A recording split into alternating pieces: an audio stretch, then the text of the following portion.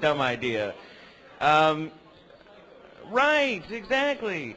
This gentleman's name is Jello Biafra. Before he goes on, we have a little bit of a presentation to make. What is your name? Renderman. This is Renderman, and what have you done? I own JelloBiafra.org.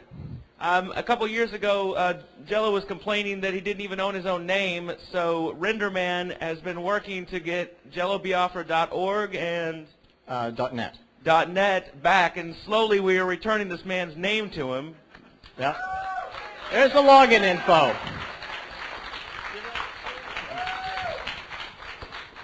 Oh, I thought you'd have to do it up on this nice platform here. Fade the lights a little bit if you can. It kind of better.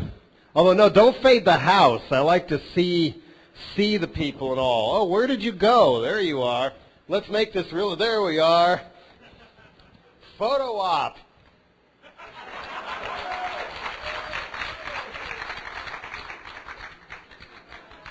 Well, thank you, kind sir. And now I have a new problem. I also finally got to start to think, okay, if I've got it, what the hell am I going to do with it? Because I already have my little record label, alternativetentacles.com, and so any stuff about me that isn't the unofficial stuff, and there's so much of it, I just decided to let people do what they wanted with it. And so what I'm going to do with these, they may just all route to the Alternative Tentacles site, or we may find a way to let people just throw up there whatever they want like they used to and leave it at that. Anyway, well, as Grace Slick said at Woodstock, it's a new dawn.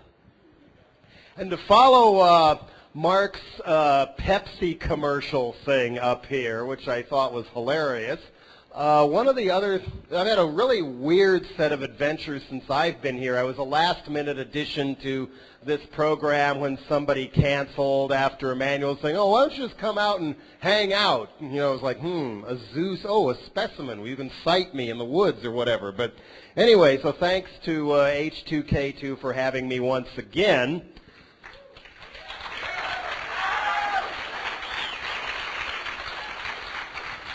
And for continuing to fight the power that be. But earlier this week, part of the reason I was able to do this was I was already in New York because I had been flown in to address a convention put on by, who was this, Jupiter Media Metrics, in association with Billboard Magazine, in other words, major label executives and .com uber capitalists. I was to talk to them about the future of digital music. I thought, what do they want me for? I mean, who canceled at the last minute? So they want me in there, because the previous years they'd had Chuck D and Alanis Morissette and others. They were, wait a minute, what do you want me for? Well, all the other speakers were so boring. Oh, okay, well, I'm going to do what I really wanted to do in the first place then. So I went to this thing called Plug.in, was the name of it, over at the Hilton up on 53rd Street, and the keynote address was by somebody named Congressman Rick Boucher, or how does he pronounce his name? Two people said Boucher, two people said Boucher. This is a sensitive point with me because that's my legal name too, and only two teachers ever said it right. That's why I got another name. Anyway, so he was giving the keynote address, and then, let's see, subscription services and beyond, targeting the new music consumer. Targeting, in the rifle scope, bang, bang, you're dead. And the people on the panel, what do we got here? Somebody from EMI Music, somebody from Wind Up Entertainment, Listen.com, Full Audio, Savage Beef Technologies. Anyway, then there was going to be a research presentation, Generation Y Online, a sneak peek at the new online behavior and demographics report. And how do they obtain this information? I mean, privacy is becoming a bigger and bigger issue even than before, especially because everybody is talking about file sharing and fair use and all. Well, Larry Ellison of Oracle right now is trying to convince our government that his idea of fair use is to apply the Oracle model of interfacing all these different information databases on people into one and apply that to government law enforcement. They'll see you when you're sleeping. They'll know what you're awake. They'll know if you've been bad or good because of what you buy or don't take, whatever. Anyway, that scares me. Then keynote address the first day, and I'm saying, my God, why do they want me here? Hillary Rosen. Noted Tipper Gore and Joseph Lieberman lapdog, who, again, as Mark says, pretends to be the artist's friend, but she works for the benefit of the cartel of 5 corporate major labels, all run by people who could care less whether they're selling nuclear bombs, lawnmowers, or music. What other things did they have? Teen music consumption, an on-stage focus group. So for these executives to figure out what should we force-feed teens, I even hated that term when I was a teenager, teens. Now, they had 4 real-life teens as specimens on the stage. 3 of the 4 of whom said they didn't buy CDs, they downloaded all their music for free. And the 4th kid was the daughter of somebody who worked for Jupiter. And they said the reason for that was because they didn't have any money to buy all the CDs at their present prices. And then right after my thing, the closing panel, the grand finale, guess what it was called? Artists Are Brands. Just so we can make everything and even humans into a brand and possess not just their creative work as our corporate intellectual property, but them as our property as well. They are a brand after all. Coke, Pepsi, M&M, Limp Bizkit, all the same to these people apparently. The Digital Club Network CEO is on the panel, David Goldberg, VP and GM Music at Yahoo. Let's see, who else? Somebody at AOL Music, somebody at Maverick Record, and of course somebody from Jupiter. Anyway, I took my time, as you might guess, to tell this audience why I hated major labels, why I tried to buy nothing from them, why they deserve to be downloaded and file shared, and all they put out is shit for the most part anyway.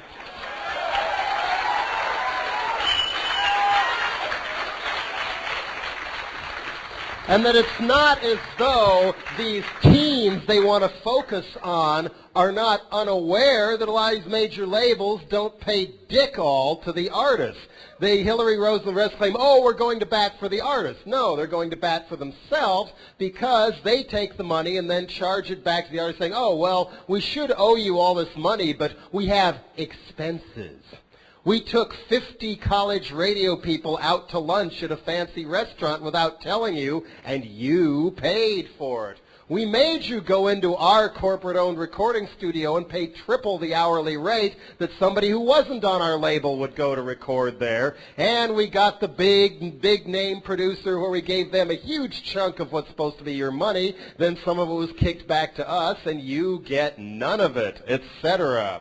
And, of course, now that you get to travel in your big rock star tour bus, never occurred to you you were paying for that, too, did it? Anyway, so I made the point that I think somebody else made, it was Mark again, right before I was on, that what the huge boom of Napster and then post-Napster says to me is that people want choice. They want more choice. Clear Channel doesn't own every radio station in the United States. They just own 10% of them, which is still obscene, because they really do, kick out all the local news content for the most part and the local public affairs programming. KDIA in Oakland, when it was bought out by a Clear Channel rival Disney, it was an African-American station. Kick-ass soul, jazz, funk, hip-hop library, that all went out the window, so I suppose they could pipe the music in from Atlanta. People want more choice. And the beauty when Napster was in full swing was there were all these things like radio shows from the 1930s and live radio plays featuring very, very well-known actors that were considered lost to history. And somebody found them and put them up there, and so it was recovered. So it was almost a library for the world in a way. So the question I had for these folks is, okay, with all the evidence that people want more choice, and 7-Eleven saying, oh, now you have a choice, ho, ho, ho, ho. Incidentally, also at the Hilton was Voyage to Freedom, 75 years of 7-Eleven convention was going on there too. So why is the industry solution less and less and less choice, and this obsession of, like the RIA and others, of denying people choice at all cost, denying people choice? And big business always says they want less and less regulation. Libertarians say this too, and more marketplace solutions, unless, of course, the marketplace solution doesn't fit the profit margin that they had in mind. And if even the teen focus group in this company is saying that they download because CDs are too expensive, and when you're supposed to only buy a full-length album and there's only one good song on it, why not just take the song? The reason they do this is because they don't have any money, as the teens of the focus group said, but this is dwarfed by people in other countries, like Brazil, where the recording industry thinks there's a huge piracy problem. A legal CD costs $11, equivalent of $11, less than it does here. Pirate one, an equivalent of $2. And the average wage in Brazil is $70 a month. So which way are people going to go? Therefore, sure enough, file sharing and burning and everything else has turned out to be the marketplace solution that the privateers preach so much all the time. And the proof, according to Rock and Rap Confidential, was in India this was going on in such a rampant scale that even the major labels cut their CD prices in half, and CD sales went up when the price was cut in half, 150% for Sony and 300% for BMG. You wonder whether the Ashanti album that just went sky high on the charts for Def Jam, maybe part of the reason was they offered a $2 rebate. Plus, the major labels engage in their own piracy. One of their forms of payola is to give all these chain stores hundreds and hundreds of copies of an artist's album for free and not pay the artist for them. That way the chains get to sell all these and make all the money. But essentially, if the artist ain't getting nothing, that's sort of a pirate too in a way, only it's the major labels who are doing it.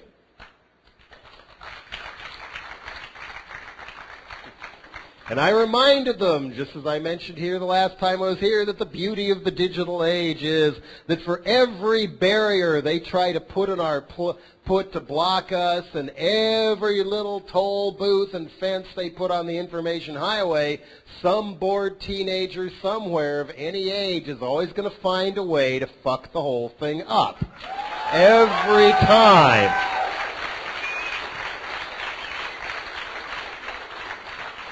And sure, they got their wish and sledgehammered the original Napster into what it eventually became, but it was kind of a Medusa effect. Look how many heads grew in its place.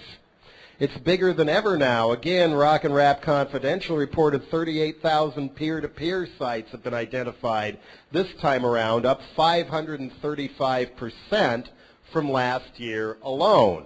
People want more choice and control over what they get to listen to. And I admit, just like last time, I have mixed feelings about the whole thing in some ways.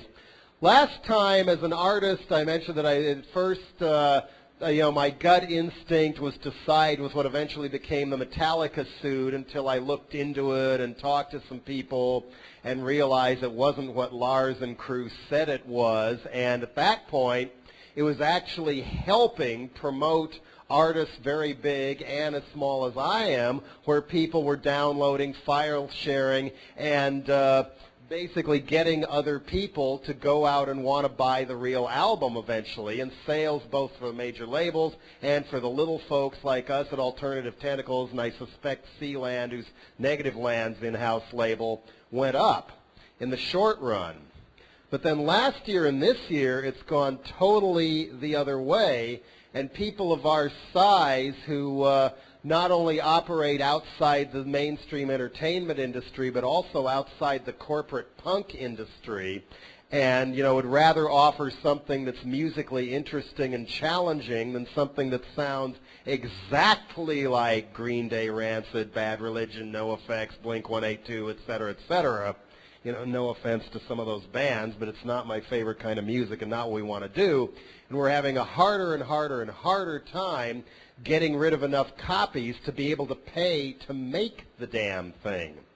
And in the long run, what this is resulting in is independent labels who are helping out unusual artists who nobody would hear of otherwise are going under and falling like dominoes, and the artists, some of them giving up, going back to work full-time, whatever, and we're getting less of an underground because of this in some circles.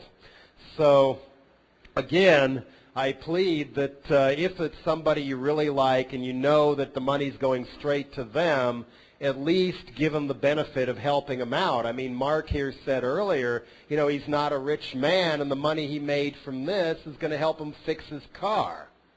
That's the state we're in. We're not all like Hillary Rosen and the RIAA trying to rip everybody off. We're just trying to survive because, like Mark, I'm just a high school graduate. Well, I had 2 months of college, but studied acting and history of Paraguay and then decided I'd rather be in a punk rock band. And my father told me how naive that was and I should wait and get a degree first and then maybe try it as a hobby. And I said, fuck that. There's a time when you got to dare to be wrong and be ready to fuck up, and haven't looked back since. But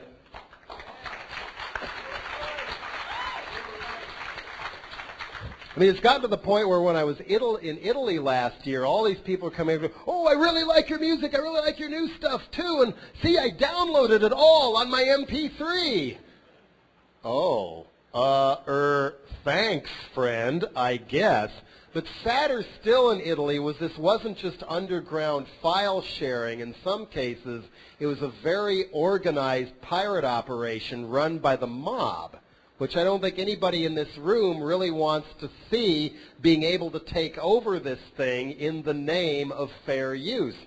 There were people walking into restaurants, African economic refugees, one every 15 to 20 minutes. In one restaurant I was at, they didn't know any English or Italian or have any idea what guess what the language to talk to people, just holding out pirate CDs, begging, please give me some money from one of these pirate CDs, knowing that whoever his boss was or whoever trafficked him as a live pet or a workhorse into Italy was going to whack him one if he couldn't get rid of those pirate CDs that day.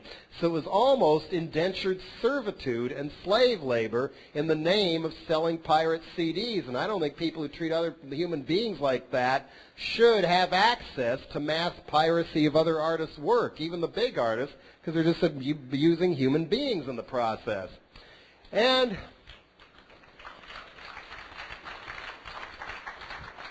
But in the current climate, as far as file sharing of, I guess, my best-known project, my old band Dead Kennedys, goes, I had to admit that it didn't really bother me much because as of now, I'm not seeing a dime from any of it anyway, because unlike the happy ending to Negative Land's adventures, I've had a horrible one that I mentioned last time, and it's still going on.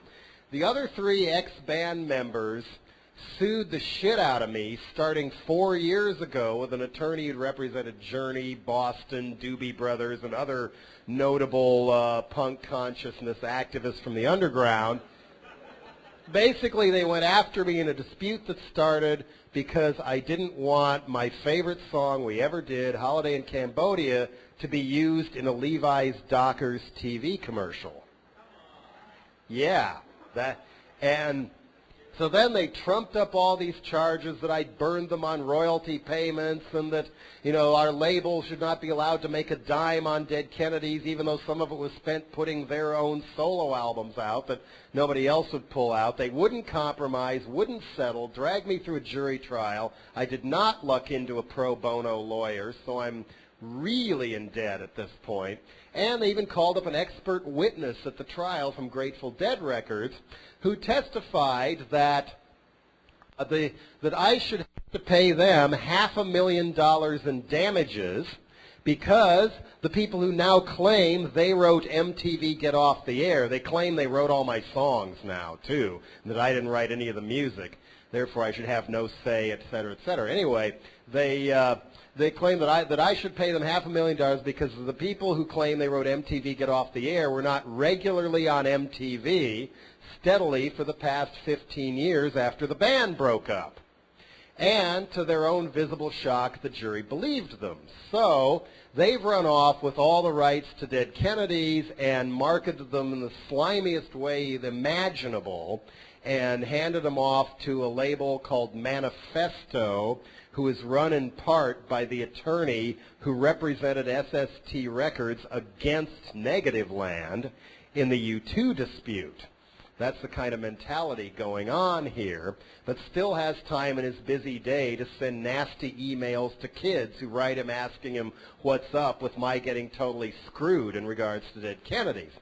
So, and then the other three guys' lawyers sent a letter last August announcing they're not going to pay me a dime on anything anymore because they want me to give them $140,000, which is, they claim, is my share of their legal bill to sue me. This is the level of greed going on with these guys. And then they decided to do a fake reunion tour that's still going on and came through Brooklyn a little while ago, having an ex-child TV star is for the singer instead of me. Brandon Cruz, who was in the courtship of Eddie's father years ago, and a few smaller bands like Dr. No. They put him up there. He didn't even bother to learn the words. And says, oh, they mean so much to me. It's like winning the lottery to be in this quote-unquote band, and they didn't even learn the words. And on top of that, is it fair use to put a picture of the band with me in it in the newspaper ads and the flyers advertising a show I'm not going to be in? Well, I've run out of money. I mean, I had to file something on that one, but anyway, this is where we cross the line of what is and is not fair use. Just like Julia Butterfly, the tree-sitting activist who was trying to help save the redwood forest, she comes down from the tree 2 years later, and then some .com company put somebody dressed up and made up to look exactly like her sitting in a tree in an ad to try and make it look like they were down, she was down with that and all that, and she challenged him on that. Anyway, I also, so that was my attitude on Dead Kennedys was, I mean, file sharing doesn't hurt me a bit right now. It doesn't hurt me any more than anybody else connected with it does. Especially, so if you see anything in regards to Dead Kennedys on the labels Manifesto or DK Music or Plastic Head or Cleopatra, just keep in mind the mentality behind it and that somebody's getting hurt in all this, and feel free to spend your money somewhere else. Oh, yeah. I don't want to whine on that subject too long, but they've also used money they owe me to launch not one but 2 websites attacking me and lying about me and pumping up how wonderful Brandon Cruz is and how wonderful they are. And these websites, shall we say, could stand some improvement.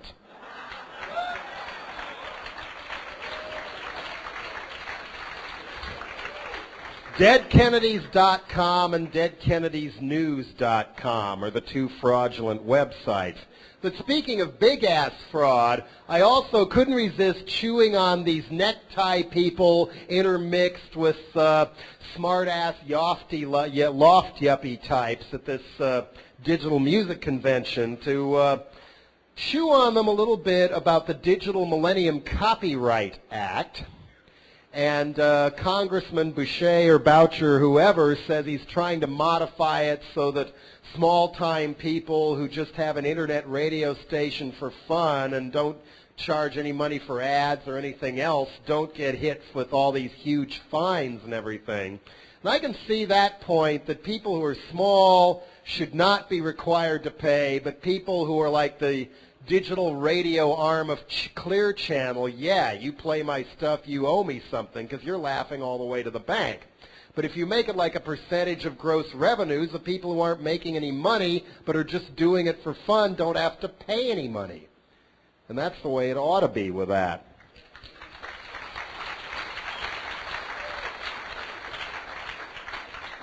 I pleaded with them, saying, hey, wait a minute, you let the people and the blind people and the people in the wheelchairs, the people in the middle of nowhere play some stuff in your own back catalog that you're too caught up in your corporate bullshit to even know exists in your vaults. It would stimulate sales. You might even be inspired to reissue some of it, or at least license it to Rhino or whatever. And they were sort of, only about 5% walked out on me. I was shocked. Even nastier, and I don't know the status of it right now, there was a bill introduced by Senator Ernest Hollings of South Carolina, who has been a problem for a number of years, not the least of which was kind of trying to help Nixon out during the Senate Watergate investigation way back when. Even then he looked ancient, and he's still there, and he's vastly younger than South Carolina's senior senator, Strom Thurmond. What's up with South Carolina that they send these cryogenically frozen people into Congress again and again and again? The ossified brain cells and all. Anyway, Hollings was also a big one in favor of slapping ratings on music and games and everything else.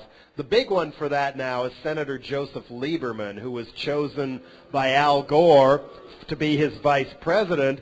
So when people argue with me that Nader cost Gore the election, and if Gore was president right now, everything would be different, you Greens cost us the Supreme Court. All I have to say to reply to that is, look who Gore picked for vice president. What do you think his Supreme Court would look like? In addition to being the #1 enemy of free speech and underground culture in Congress, Lieberman also on the campaign trail said, the Constitution guarantees freedom of religion, but not freedom from religion. He said that. He's been on Pat Robertson's show, patting Robertson on the head for all the great efforts he's made in a spiritual revival. Lieberman is such a bigot that if he were a Baptist instead of a Jew, he would have been run off of Bush's ticket for being so openly intolerant of other people's spiritual values and point of view. That's how bad Gore was. They say, oh, well, Gore wouldn't have pulled out of the Kyoto Treaty to stop global warming. Want to bet? He went to Kyoto in '98 to try and nuke it and water it down right there. I mean, I was going to do this later, but I'll do this now. I mean, my other reply is, no, Ralph and crew did not cost Gore the election. Gore cost Gore the election. Because there's a lot of us who gave up on voting because the choices were so bad, who have gotten into it again because ballot initiatives are so important for one thing, and we're going to vote our conscience for good people, and I don't care who the opponent is. I ain't voting for nobody who is pro-drug war, pro-Star Wars, pro-World Trade Organization, pro-war on terrorism.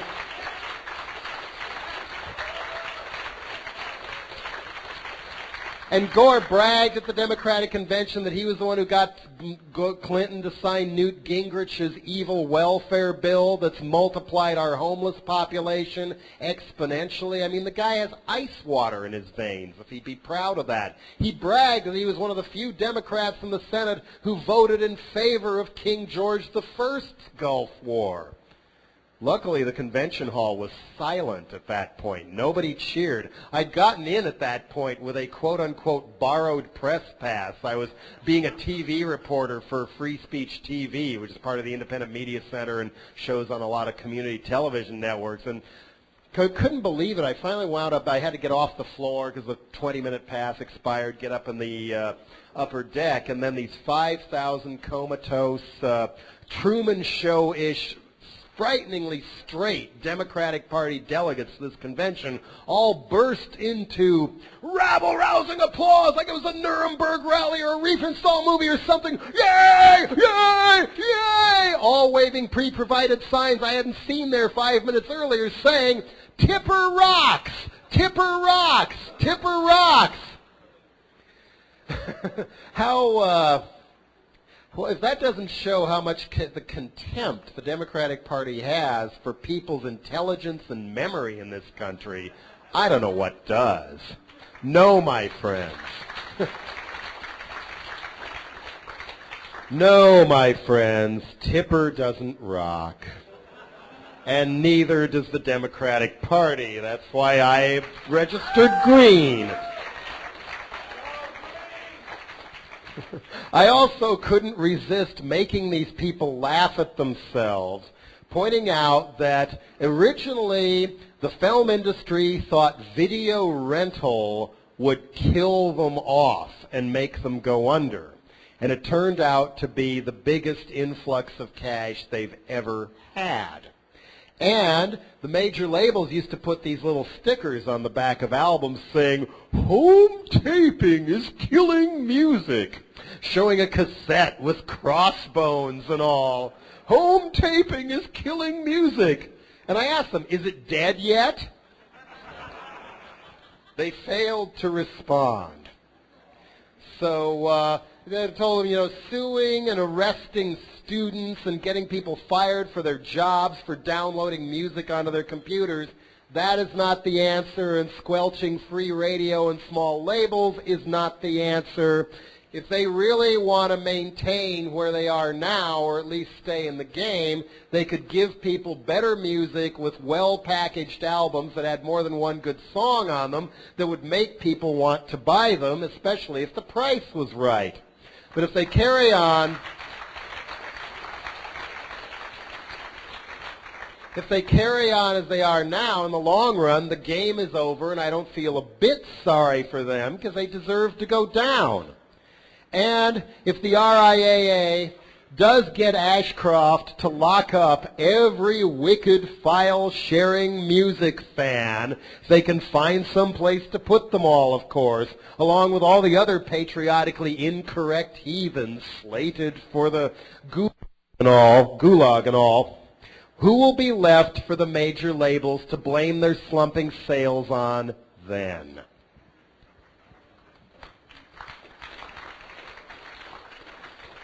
To some degree, they're listening. A Billboard bulletin that was given to everybody there said that, Full Audio is now, has 75,000 songs from BMG, EMI, Universal Music, Warner, which will all be available for rent at a 2 monthly pricing tiers, $9.95 for 50 songs. That's not bad, actually. And $17.95 for 100 songs, which is actually, I think, isn't that like more than double $19.95 by 5 cents and all? Anyway, it used to be they wanted you to pay $1 a song or $2 or $3 a song and not give you any artwork. So fighting them by file sharing has forced them to curtail their greed, at least somewhat. But anyway, to move on, then I visited a friend I knew by phone and fax but had never actually met.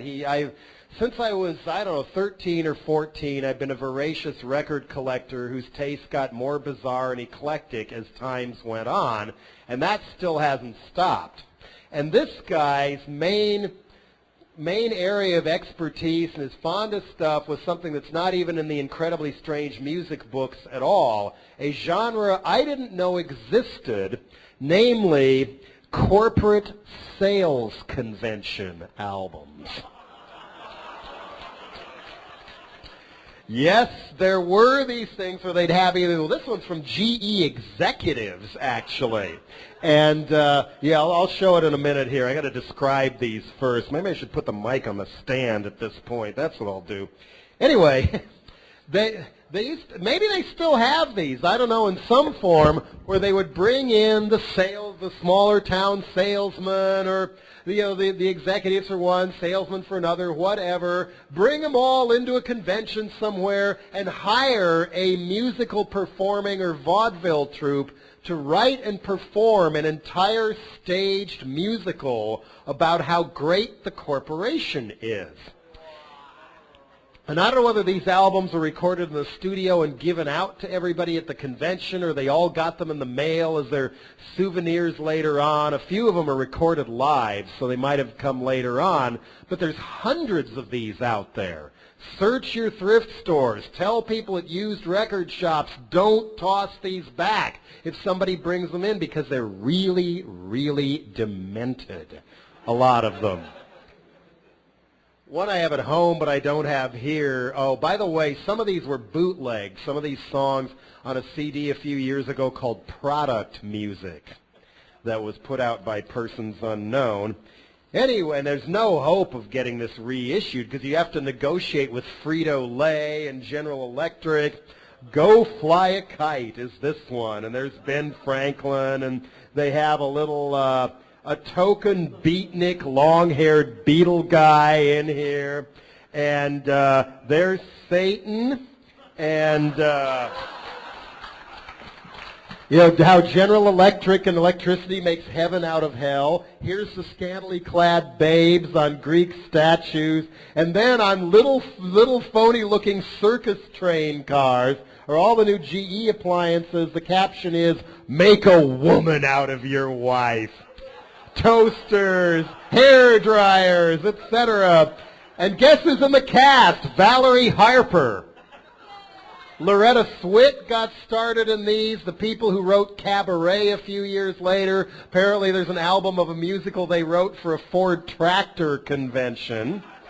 There's Rhoda very clearly in that scene. And it starts out, "Welcome to Williamsburg," and "Adam and Evil," ATOM is another song, and, what other, Technological Witchcraft skit with Valerie playing one of the witches. Anyway, if a turntable eventually shows up here, I'm not sure they can unplug it and bring it up here or not. I haven't heard these yet, but I'll pick tracks at random and play them for you.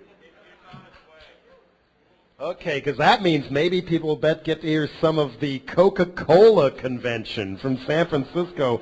Look at this shit, too. They spared no expense on this one.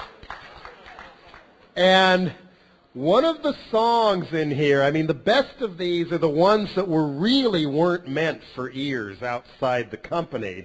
Coke Goes with America, okay, Folks and Cokes, We'll Build Our Road Together.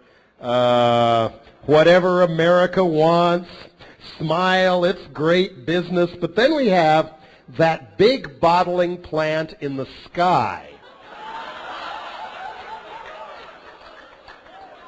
And what they sing about on the big bottling plant in the sky is no environmental protection agency, no occupational safety inspectors. If they're that worried about the EPA and we're drinking the stuff, what the hell are they putting in Coke?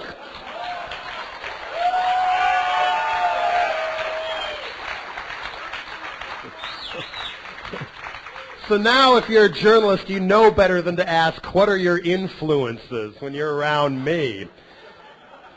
I mean, punk rock, where I come from, has a terrible problem with conservatism and anti-creativity now, and it's because people listen to too much of the great master bands and the same bands. They don't explore and find things like this. Or the Exxon Retailer Convention from 1979, and one of the songs, what have we got? Fugue for Dealers. Once Around the Car, I'm Starting My Future Today. Major Surgery.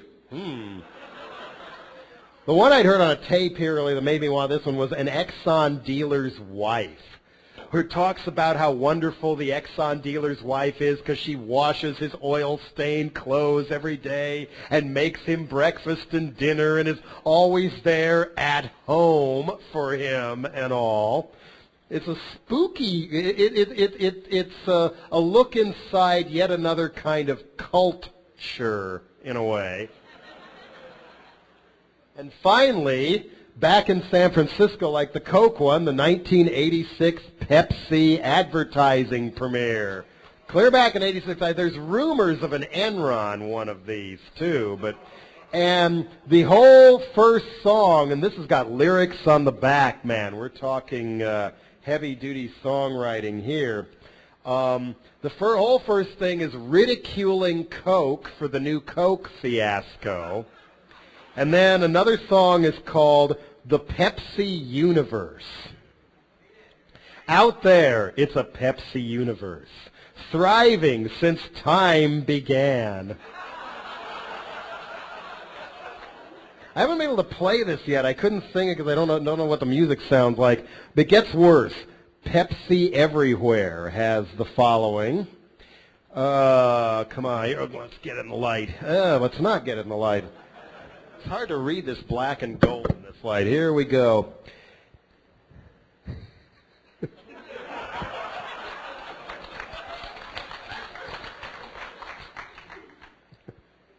Here, no, that's not the one. It's here we go. God, I can see myself in the gold. This is getting creepier.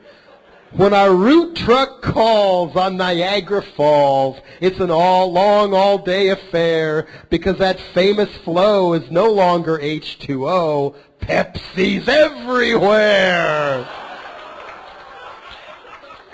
In the morning when you see grass as moist as it can be, that's not nature coming through. That stuff on the grass is Mountain Dew.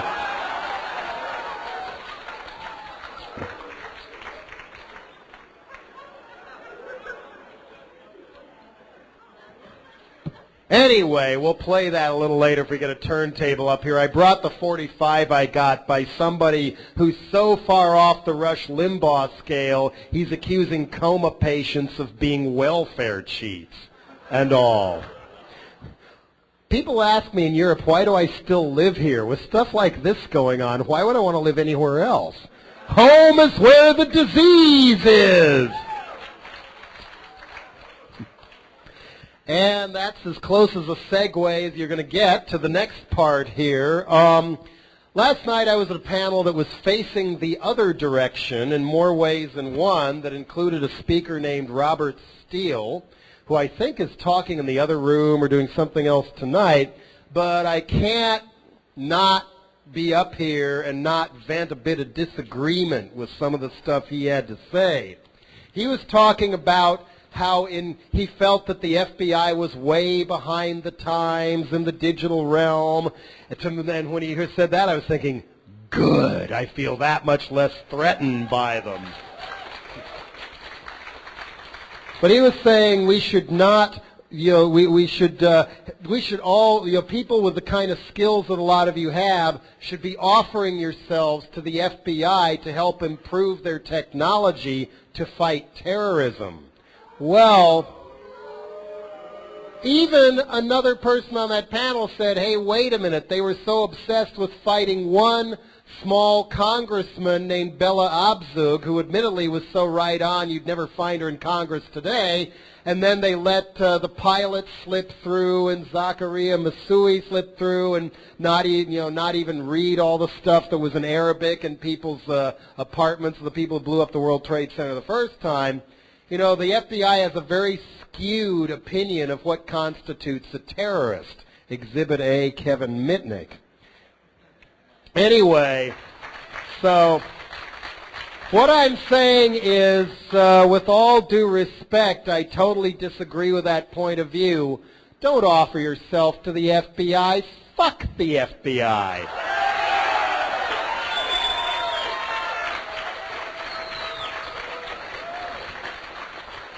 With the knowledge in this room, they're not going to use it to fight people who could actually set off bombs and kill a lot of innocents in this country. They'll use it the way, however, John Ashcrack and people like that want it used instead. The abuses have already gotten completely out of hand. The Denver cops were busted a while back for keeping files on as many as 10,000 people as potential subversives and thus terrorists because they'd been seen attending an Amnesty International meeting. Or American Friends Service Committee. How did they know their names? They had people on police time or overtime infiltrating those organizations. And in the San Francisco Bay Area, you know, they have those BART trains, Bay Area Rapid Transit, that goes under the Bay, San Francisco, Oakland, Berkeley, the rest. Well, the closest thing we've got to a subway. Now they've got cops with dogs on the trains to fight terrorism.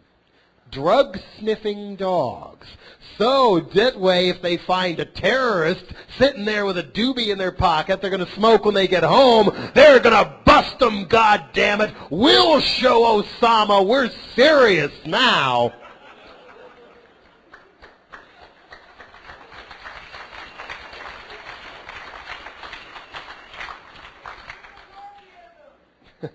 New McCarthyism, exactly, and I don't think the FBI should have any more tools than they already have to enforce and implement new McCarthyism. And Mr. Steele told us to ask ourselves, what do we want in a new FBI? I had a simple answer to that: mass resignations.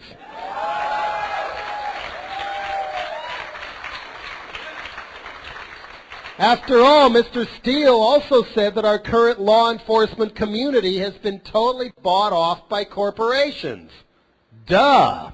And, you know, if there's going to be a new FBI, why not go after corporate crime, crime in the suites instead of crime in the streets, and go after gangs that really do hurt people and do human trafficking, et cetera, et cetera, et cetera. But the FBI hasn't just had this turned around ass backwards in the 60s.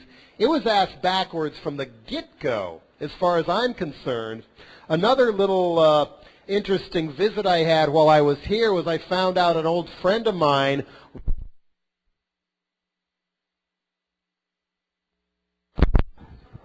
Sorry, Mr. Steele, please, please.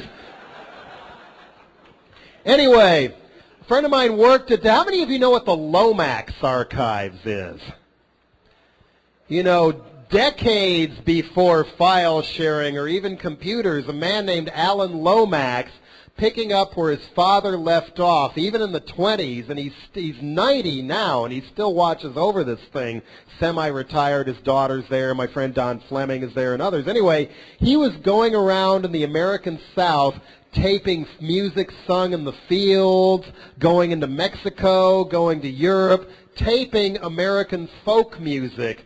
But if it was a field holler, he didn't drag them into a recording studio. He recorded them right in the field and knew enough about the technology that the recordings are usable enough today that Rounder has put out dozens of CDs after all these years reissuing all the stuff Lomax collected. And it's so huge, not all of it will ever come out. He filmed people. He photographed people. One photo I saw was of him interviewing a 90-year-old man about his days as a slave. That's the kind of information that gets lost when people like Clear Channel are in charge of the radio and PBS and the Discovery Channel are in charge of our history. You know, this is really interesting stuff. They even let me rifle through a box of old 78s on the floor. Ooh, this looks weird. Play this. Ooh, there was even a black R&B single with a song called Jungle Bunny on it. I couldn't believe it. But anyway, got one out, and it was an old hillbilly song about what a bad man John Dillinger was. But then it occurred to me last night during the other discussion, wait a minute, why is that guy singing about John Dillinger? What made John Dillinger so important, such a pop star in a way, just like the media made Timothy McVeigh and Osama bin Laden pop stars? Dillinger was a pop star. Pretty Boy Floyd, Alvin Karpis, pop stars.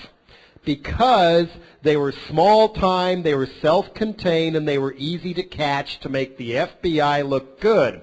Why didn't the FBI put that kind of energy into getting rid of Al Capone, let alone all the corporate sharks who got away with causing the Great Depression and the stock market crash of 1929? Even then, don't get mad at the executives who threw you in the street. Fear John Dillinger instead. This goes way, way, way back. So, one of the ways to turn this around is, once again, as I said the last time, don't hate the media, become the media.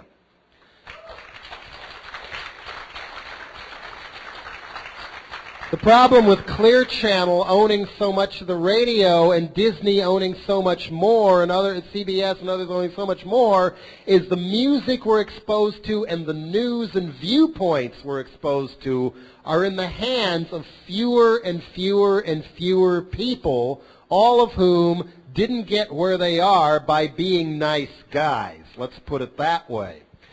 So that's the reason that spreading information is more important than ever, not just on the net, but one-on-one with people you know. If they start spouting yeah, we should go invade Iraq, or them damn welfare cheats cost me my job, or something, Bush is great, whatever, wish Giuliani was still here. Don't just tune them out as being hopelessly unreachable, but sit down and talk to them. You know, they may not agree with you the very first time, but have you ever disagreed with something and then slept on it and eventually decided maybe it was right after all? If we don't plant these seeds, who will? And time... Oh, we got it. Okay, we'll get to that in a minute. And time is of the essence because the Bush gang is still hell-bent on sending, now they're saying as many as 300,000 ground troops into Iraq, just in case, just so we can kill Saddam Hussein, because Cowboy Bush and his barnyard friends think it's a cool idea. Not all of those 300,000 troops are going to come home again, and if enough of them die, the draft is back, ladies and gentlemen. And Canada ain't going to let draft dodgers in this time. The corporations have bought them off too. Worse yet, think of the impact. You know, they already hate us so bad for the first Gulf War. We got Osama bin Laden. We have a 99% disapproval rating of the Saudi royal family by the Saudi people. You know, some people who know more about it over there is predicting that the Saudi regime, the PLO, and the Jordanian monarchy and the Egyptian dictatorship are all going to fall to violent Islamic fundamentalists in the next 5 years. It's the religious dissent is the only kind allowed where you don't get killed for doing it, and look what it's spawning. And we are fanning those fires the more we abuse people all over that part of the world.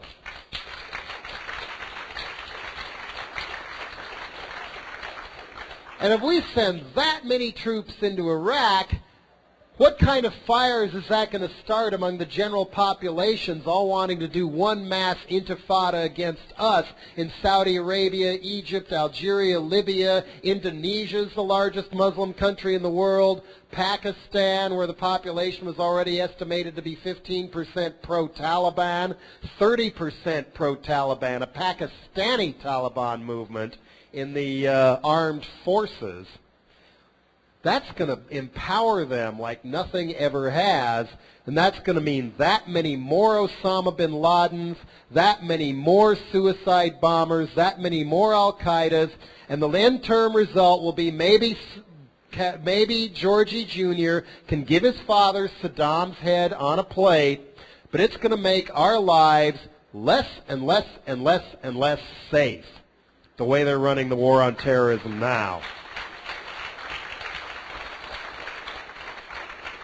In other words, we go into Iraq now, it will be the worst foreign policy mistake in our entire lifetime, by far, in terms of the backlash that's going to be hitting us, blowing up our buildings, blowing up us for generations to come. You kill off everybody who sympathizes with bin Laden, what are their kids going to be like? What are their kids going to be like? At some point, you got to say, this isn't working. There's no way we will ever win a war on terrorism. Israel's been fighting one since the minute of their birth. Have they won yet? Have the British won their war on terrorism in Northern Ireland? And yet somebody as dumb as Bush and as greedy as his friends think we can take on the whole world and win? I don't think so.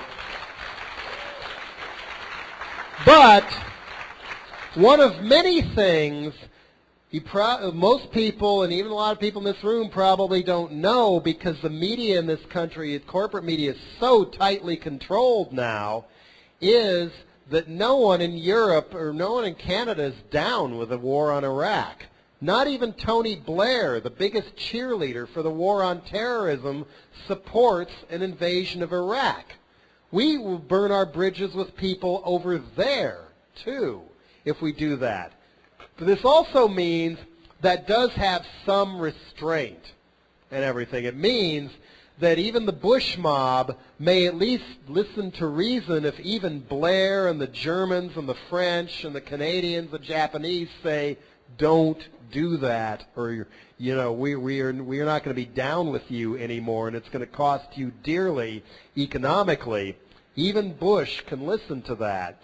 Therefore, it's very important, if you keep in touch with people overseas, to urge them to put pressure on their own governments to hold the line against Bush's crazy war and save the world from the United States government.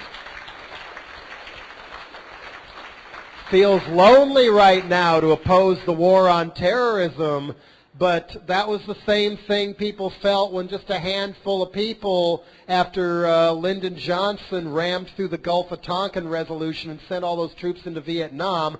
By the way, the Gulf of Tonkin incident is now even acknowledged by the corporate media to have not really happened. So, yeah, like what else? Anyway, and that makes me wonder whether bin Laden even exists. What happened at the Trade Center, you bet that exists, and that was pretty bad. But was it really all because of one guy whose cartoon stereotype of what American races are supposed to hate is just a little too convenient? It was all that one guy in the cave, man. The turban, the beard. And you know what we did by pinning it all on bin Laden instead of trying to look under even one rock to address the root causes of all this? It means we made him an overnight pop star all over the Middle East. People are naming their sons Osama. There's Pakistani kids eating bags of candy with his picture on it now. You could even get cell phones there where you have a little image on the screen. There's Osama. There's the buildings going down. That's how other people are seeing this. That's the kind of fire we are playing with. And the way to get through to people that the war on terrorism is wrong is this works even with people with flags in the windows and flags on the cars. And, as much as I feel threatened by that image after all these years of it being co-opted by the bullies on the right, you have to let people have their flags. People are expressing grief and outrage and sympathy for the families and pride in their country, and not all the people flying the flags are that fond of Bush either. So give them freedom of speech. Let them have the flags. But the way to get through to people that the war on terrorism is wrong is just to point out, as I said earlier, the way we're running it even now, today, is piss poor military strategy. Because we're just planting the seeds for more terrorists, which is going to make our lives less safe. My girlfriend's stepmother is so gung-ho Republican that she has a whole wing of her house devoted to a Republican museum, open to the public, with Reagan and Bush memorabilia and an example of every single American flag ever made. when it was pointed out that this was piss-poor military strategy by my girlfriend, even this woman stopped and said, you know, that's a really good point. That's the way to get people to stop and think. And we have a long ways to go if we're going to mobilize a movement in this country to put the brakes on Bush. They already smelled enough of a rat that they postponed invading Iraq from before the election, thinking it will win lots of votes for them, to after the election. That's progress in a way, but it would be better just to pull the plug on this whole thing right now before we get into deeper and deeper doo-doo, to borrow his father's phrase, and wind up paying for it with our own security for generations to come. Mr. Steele proposed a troika of a president and Colin Powell and Sam Nunn. I don't think so. Even Colin Powell is now saying we need regime change in Iraq. Let's go kill a bunch of people there. Powell, by the way, if I'm not mistaken, way back as a young officer helped cover up the My Lai massacre in Vietnam. He ain't no dove, my friend. Even Colin Powell is now saying we need regime change in Iraq. Let's go kill a bunch of people there. Powell, by the way, if I'm not mistaken, way back as a young officer helped cover up the My Lai massacre in Vietnam. He ain't no dove. He ain't no voice of reason in this circus of pigs and idiots known as the Bush administration. Powell is the one who personally threatened the new leader of East Timor, as soon as that country became independent, saying, if you support an international world court that's designed to bring butchers like Milosevic and the people in Rwanda and others to justice, but Bush doesn't want there to be an international criminal court because they might come after Bush or his father or Kissinger or whoever. But, in other words, the International Criminal Court should apply to everybody but us. So said with the tip of a cowboy hat. But Powell told the president of East Timor, you go along with the International Criminal Court like all these other countries, except us, already have. Not one penny of foreign aid for you. So, I don't have a whole lot of respect or admiration or trust for Colin Powell either. I'm sorry. And as lonely as it feels right now to be in opposition to the war on terrorism and trying to spread the word on that, well, it's kind of like being one of the lonely voices in the wilderness after the Gulf of Tonkin Revolution saying, wait a minute, we shouldn't be sending all these troops into Vietnam. That war is wrong, and bad things are going to happen to both the Vietnamese and to us. And those people were shouted down as traitors, communists, freaks, pinkos, faggots. And this was soon enough after the Cuban Missile Crisis that there was a lot of fear of what the communists might try and do to its neck. But against those odds and against having the federal government, military-industrial complex, and both the hierarchies of the Democratic and the Republican parties aiming at the American people with both barrels, the American people did stop the Vietnam War.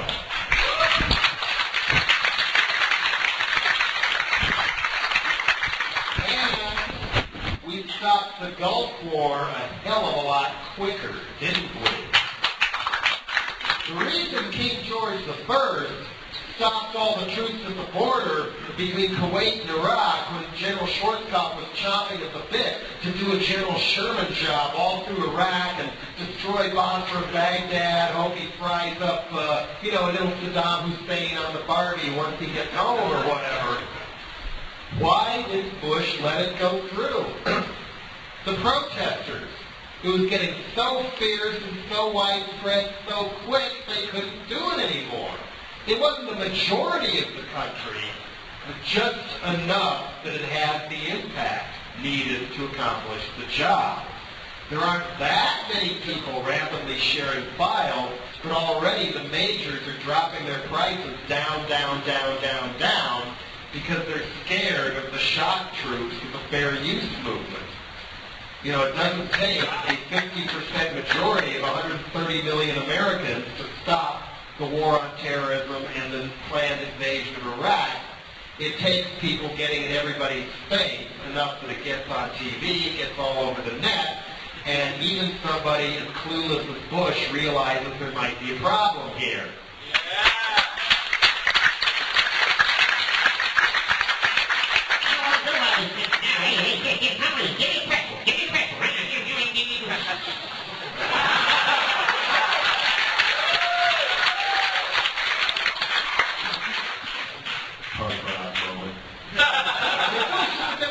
The Republican convention, he came right out and said on national TV, "Don't mess with Texas."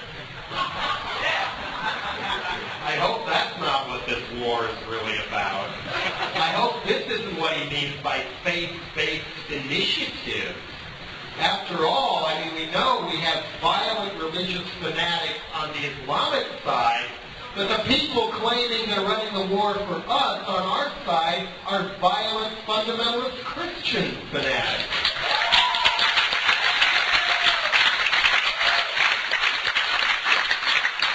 Anybody else see that little aside in the New York Times editorial saying, oh yeah, we're going to double the size of the CIA in the next 5 years?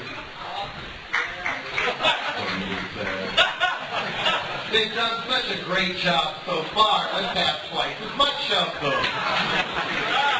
Then they too concede, to help Ashcroft determine if anybody is having sex without his permission. I mean, Ashcroft is so much like the Taliban in the Christian version of it. You know, he even put a blue velvet curtain around the Lady Liberty statue in the Justice Department, and there was one bare metal breast. Hardly anybody knows this, but that's how obsessed he is.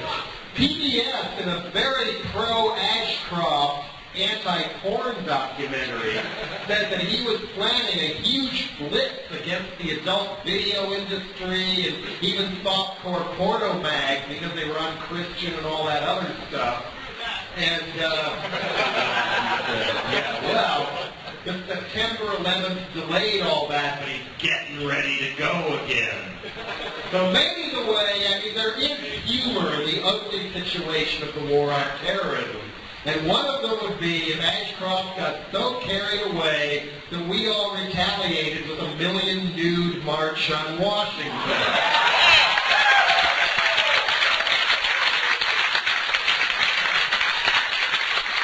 1 million people rolling around in the Capitol Mall doing all these things Ashcroft says he doesn't like, and another 10,000 on his front lawn just for good measure.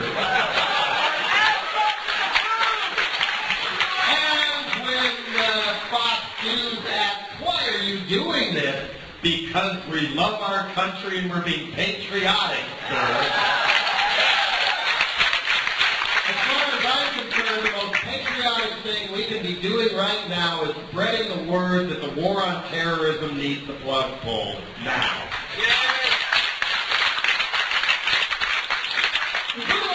Something to do. I'm sure there's been a lot of discussion here on the USA Patriot Act, and hardly anybody in Congress bothered to read, and they didn't want to look unpatriotic, so they said, okay, well, we're so patriotic, fuck the Constitution. Now J. Edgar Hoover's ghost can come, the new FBI can come read your files and check your computer anytime they want, and if you tell anybody they've been to your home or business, you can go to jail for that, too. That's another reason I don't think us helping the FBI is quite the best solution to this problem. It's beginning to look a lot like 1984 and the war. Oh, we actually put these down here so I don't spill them on my handwritten notes. No printouts for me. I have the same relationship with computers as I did the last time. Not for any Luddite reason, that I find to deal with them. I mean, aside from all the porn, I can get anything I want, and everybody else gets off of their other ways anyway. I will eventually, but, I mean, I find this easier to read than a computer printout where everything's in a straight line, too.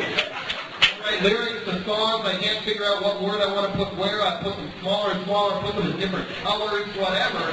You can't do that if you write on a computer. It's just like backwards, inefficient way of working, but I hope the results speak for themselves. Endless war. Let's send advisors to Colombia, just like we did to start the Vietnam War. And in case of these protesting, why don't we do just like Kissinger and the rest and overthrow the democratically elected leader of Venezuela, which we're getting ready to try again, apparently, judging from the last USA Today I saw. You know, Cowboy Bush, you don't want to help the government get more access to technology to do these things. And of course, there's Bush's phrase of the axis of evil. You know, Bush, Rumsfeld, Cheney, etc. He didn't clear that phrase with the State Department or anything. He just put in there in a State of the Union address. It's just like Reagan, you know, we turn that guy loose without a cue card. Bad things, or these weird things can happen. You know, like, I know a human being and fish can coexist peacefully. We have to have a wholesale effort against racial profiling, which is illiterate children. Bush said that during the second televised debate. And did corporate print media review it the next day, call him on it? No. You know, the whole thing on the debates was, well, Gore appeared more informed on the issues, but Bush appeared more likable. Appeared more likable. Therefore, he won. That's what they were saying. And of course, the debates were basically Bush and Gore patting each other on the head over who loved executions and taking money from poor people more. Which wouldn't have happened if they hadn't changed the rules around at the last minute to make sure Ralph Nader couldn't debate. How many of you know that not only was Nader locked out of the 3 televised debates where he wouldn't have let comments like that from Bush go, but when he was given a ticket by somebody who got one at random by lottery to be in the audience of the first debate in Boston. Every other ticket holder let in. Nader stopped by the cops and threatened with arrest. Whoa. This is what democracy really looks like. So then, Fox News gives him a press pass, Fox of all people. And all the Fox reporters and the crew get in with their passes. Ralph Nader surrounded by cops and threatened with arrest. If I were in his shoes, I would have let them arrest me right then and there, and that would have gotten us.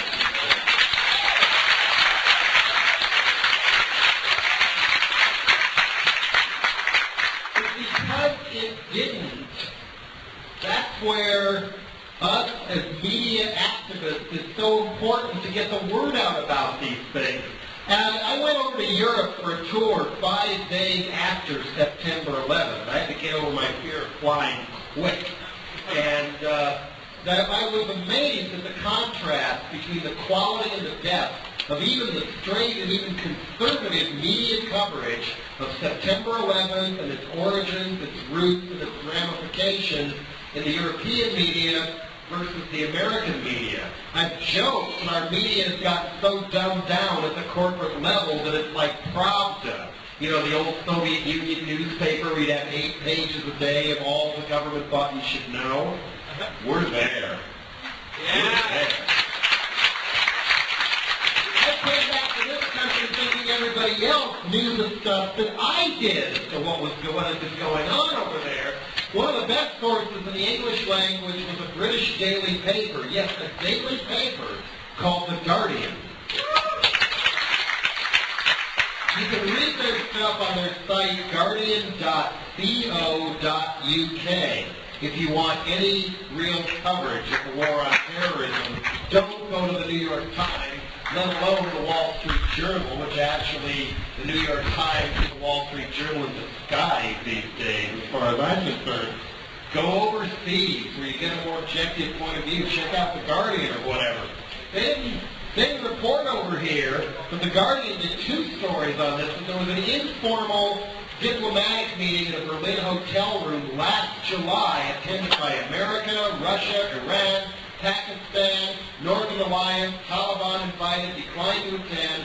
And according to The Guardian, the American diplomat came right out and said, we're getting ready to invade Afghanistan and take out Osama bin Laden.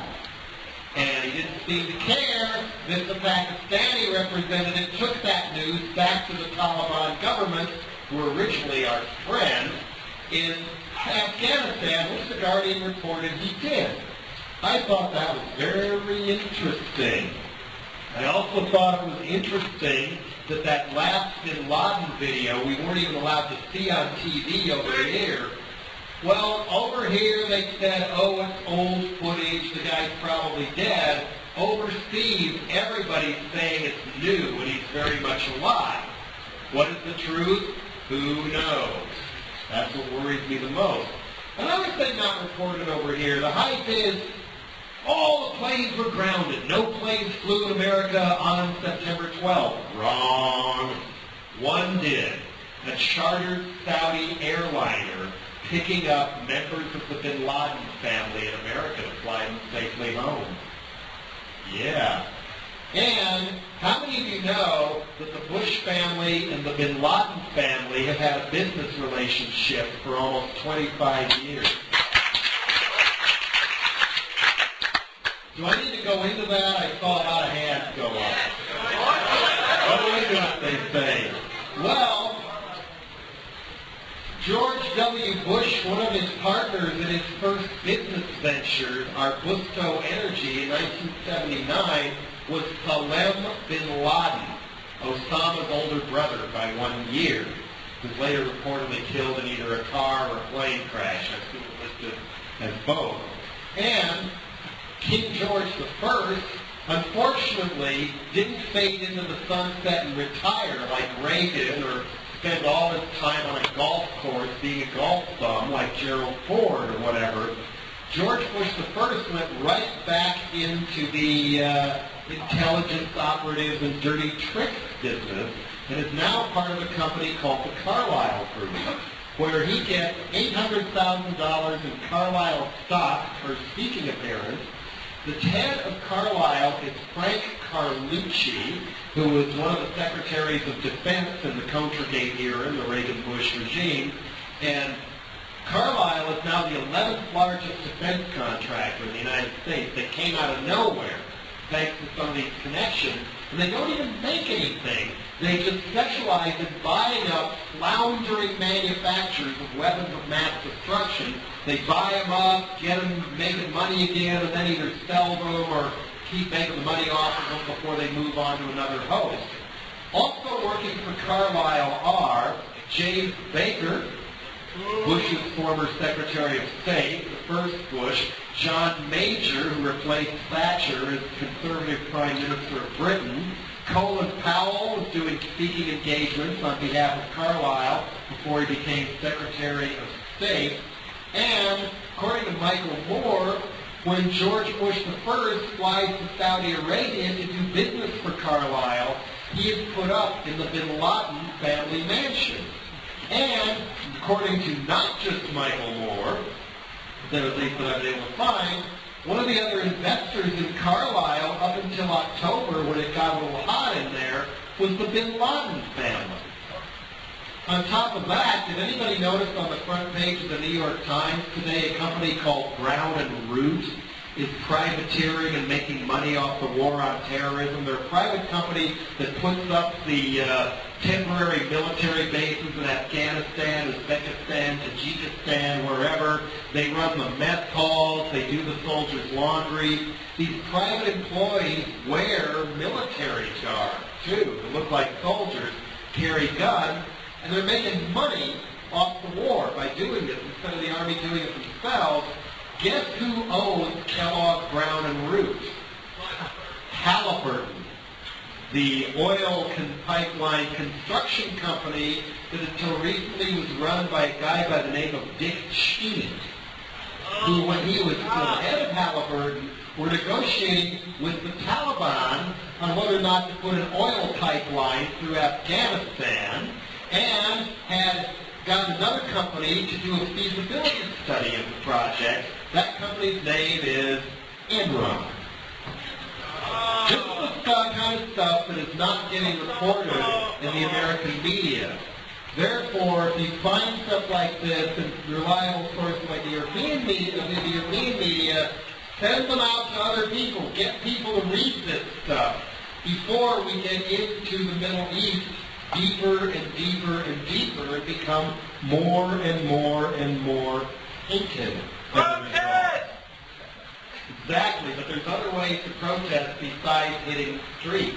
And that's why I'm getting back to becoming the media. I'm down with street stuff and creative crime, too, believe me. But even if you don't want to do that, just telling people what's going on is important.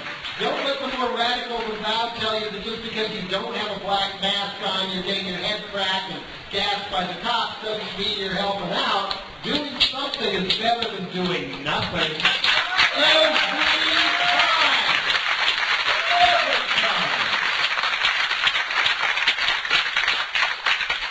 I want to read you this from the Guardian in Britain, September 29, 2001. Happened to run into this when I was over there. I thought it was very interesting. In 1979, after the Soviet invasion of Afghanistan, and let me preface that, there's you know who Zbigniew Brzezinski is, Jimmy Carter's old national security advisor? He recently did an interview that so far has only been published in a French magazine, bragging that we helped start the whole civil war and the downfall of Afghanistan. We didn't start arming and training Mujahideen after the Soviets invaded. We started recruiting Islamic zealots to go do our dirty work 6 months before the invasion, because we thought it would be a neat idea to draw the Soviets into an unwinnable war in a country we're now trying to win a war in. We thought it would be a real neat idea. Look what's happened to us now. Anyway, quote, in 1979, after the Soviet invasion of Afghanistan, the CIA and Pakistan's ISI, Inter-Services Intelligence, launched the largest covert operation in the history of the CIA. Their purpose was to harness the energy of Afghan resistance to the Soviets and expand it into a holy war, an Islamic jihad, which would turn Muslim countries within the Soviet Union against the communist regime and eventually destabilize it. When it began, it was meant to be the Soviet Union's Vietnam. It turned out to be much more than that. Over the years, through the ISI, where was I? There I am. The CIA funded and recruited almost 100,000 radical mujahideen from 40 Islamic countries as soldiers for America's proxy war. The rank and file of the mujahideen were unaware that their jihad was actually being fought on behalf of Uncle Sam. The irony is that America was equally unaware it was financing a future war against itself. In 1989, after being bloodied by 10 years of relentless conflict, the Russians withdrew, leaving behind a civilization reduced to rubble. Civil war in Afghanistan raged on. The jihad spread to Chechnya, Kosovo, eventually to Kashmir, and of course many other places. The CIA continued to pour in money and military equipment, but the overheads had become immense and more money was needed. The Mujahideen ordered farmers to plant opium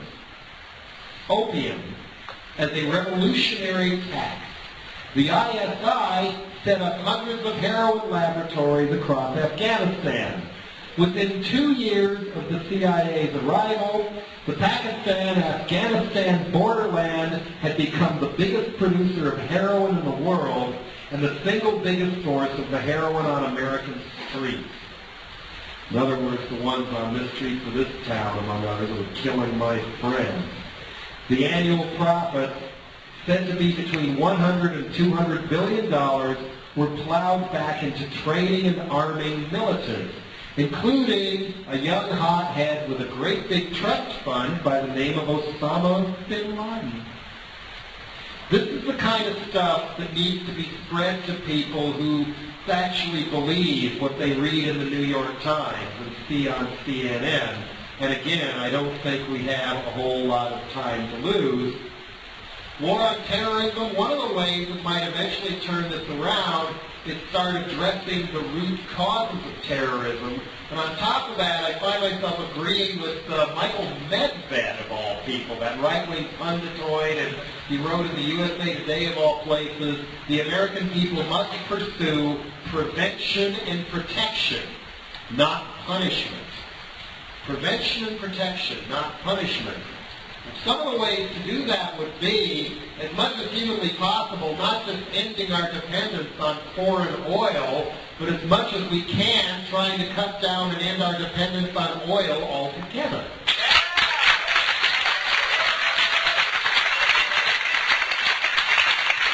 And people say, oh, you're never going to persuade people of that. Why do you even put out ideas like that? I like to have people think of what is possible, because that's the first step to making it possible, right? Why not be afraid of fire or something like that? Why SUVs are a greater threat to national security than Osama bin Laden? It's not just because it needs to bring out the flaming road rage asshole and everybody who drives one, including the half-dozen who's nearly run me over in this town in the past few days, running traffic lights because they got their big bad navigator, therefore the law doesn't apply to them. It doesn't just increase our dependence not just on foreign oil, but thus increases our dependence on keeping everybody in that part of the world repressed so we can make off with our natural resources to power our swine mobiles back across the Atlantic. And on top of that, what good is it going to be to fortify our whole country with a Great Wall of China against terrorism if we put so many holes in the sky we can't go outside anymore?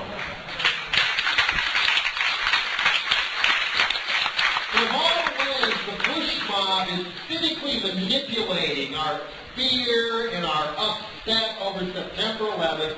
Nobody's more cynical than they are about it. The most cynical part of all is Star Wars.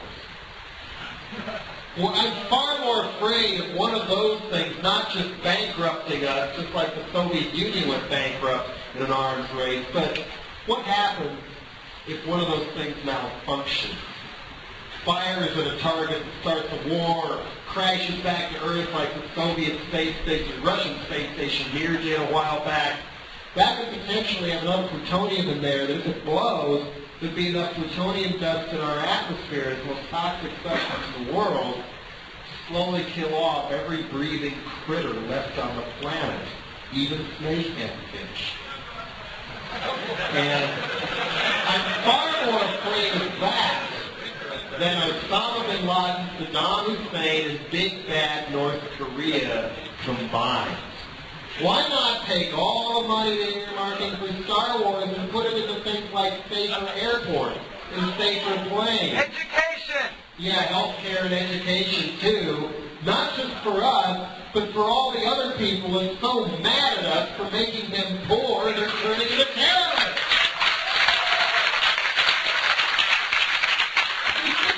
After September 11th, show how patriotic you are. Fight Osama bin Werewolf. Go shopping! Isn't it our appetite for shopping and cheap stuff that's turning the rest of the world into our little WTO-enforced slave plantation that's spawning the energy that creates terrorism in the first place?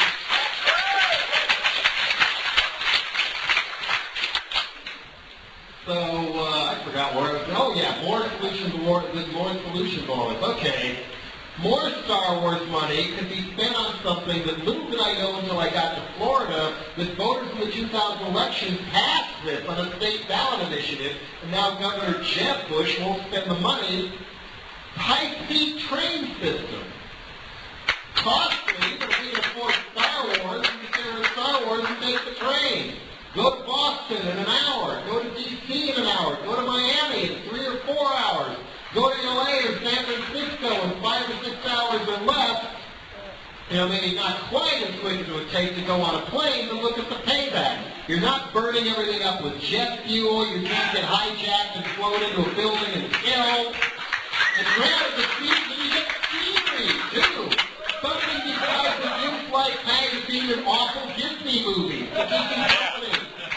And granted, it's going to go by at warp speed, but after all those hyper-driven MTV commercials and all, I'm sure you'll use the last one.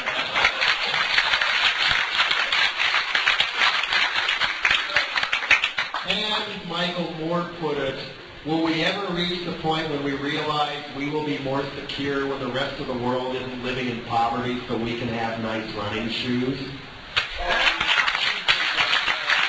And another thing that got us into this mess today was even with the first Afghan war, and well, not the first in that country, but the first of the ones that factor in here, to drive out the Soviet Union. Did we come in there and thank the Afghan people? Did we help rebuild their roads, their sewers, their cities, their buildings, their schools? No, we did nothing. Thanks for being cannon fodder and corpses in our little proxy war. See ya! That's what gave us the Taliban. We left all the guns in the hands of these mujahideen people who turned into warlords and shot up the country even worse, to the point where it made the Taliban look good. And now we're letting it happen again, and the warlords are killing each other again. The poppies are growing everywhere again. It doesn't have to be that way. Don't put money into Star Wars. Put it into rebuilding the places we fuck up in the first place.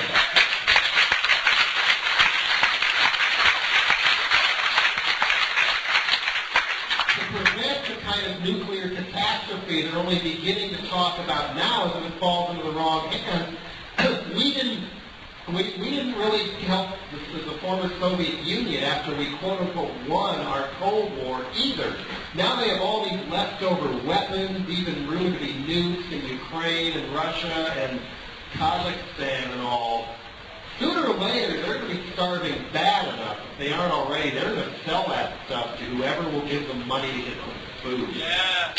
Why don't we spend our big-ass military budget going into those places, buying up all those weapons with money or with food or whatever, and destroying them on sight before they fall into other people's hands?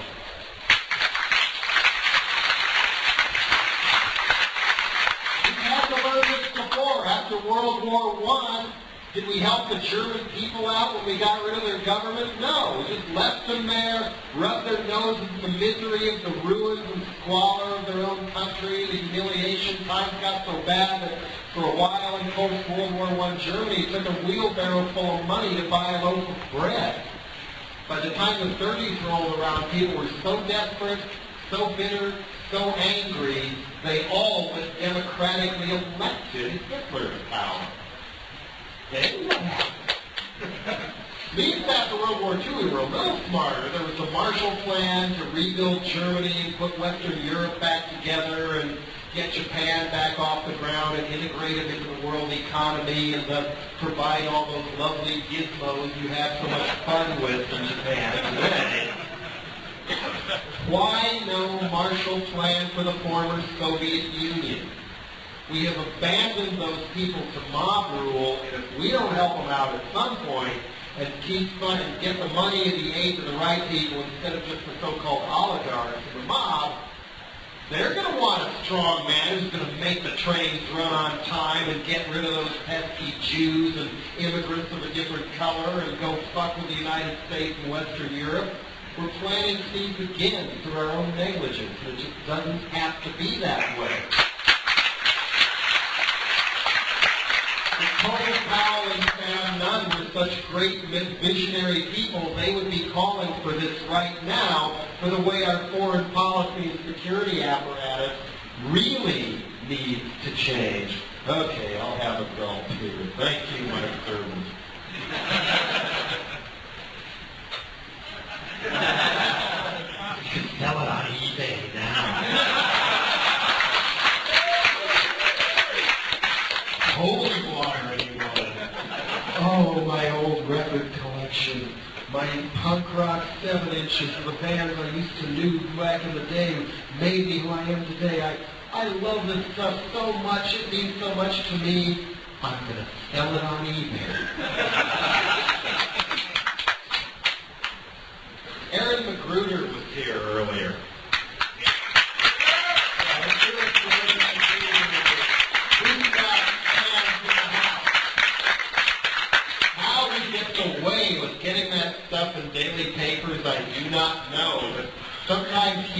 be the most powerful weapon because it gets through to people and you can get it into these places. Tom Tomorrow cartoons and other things.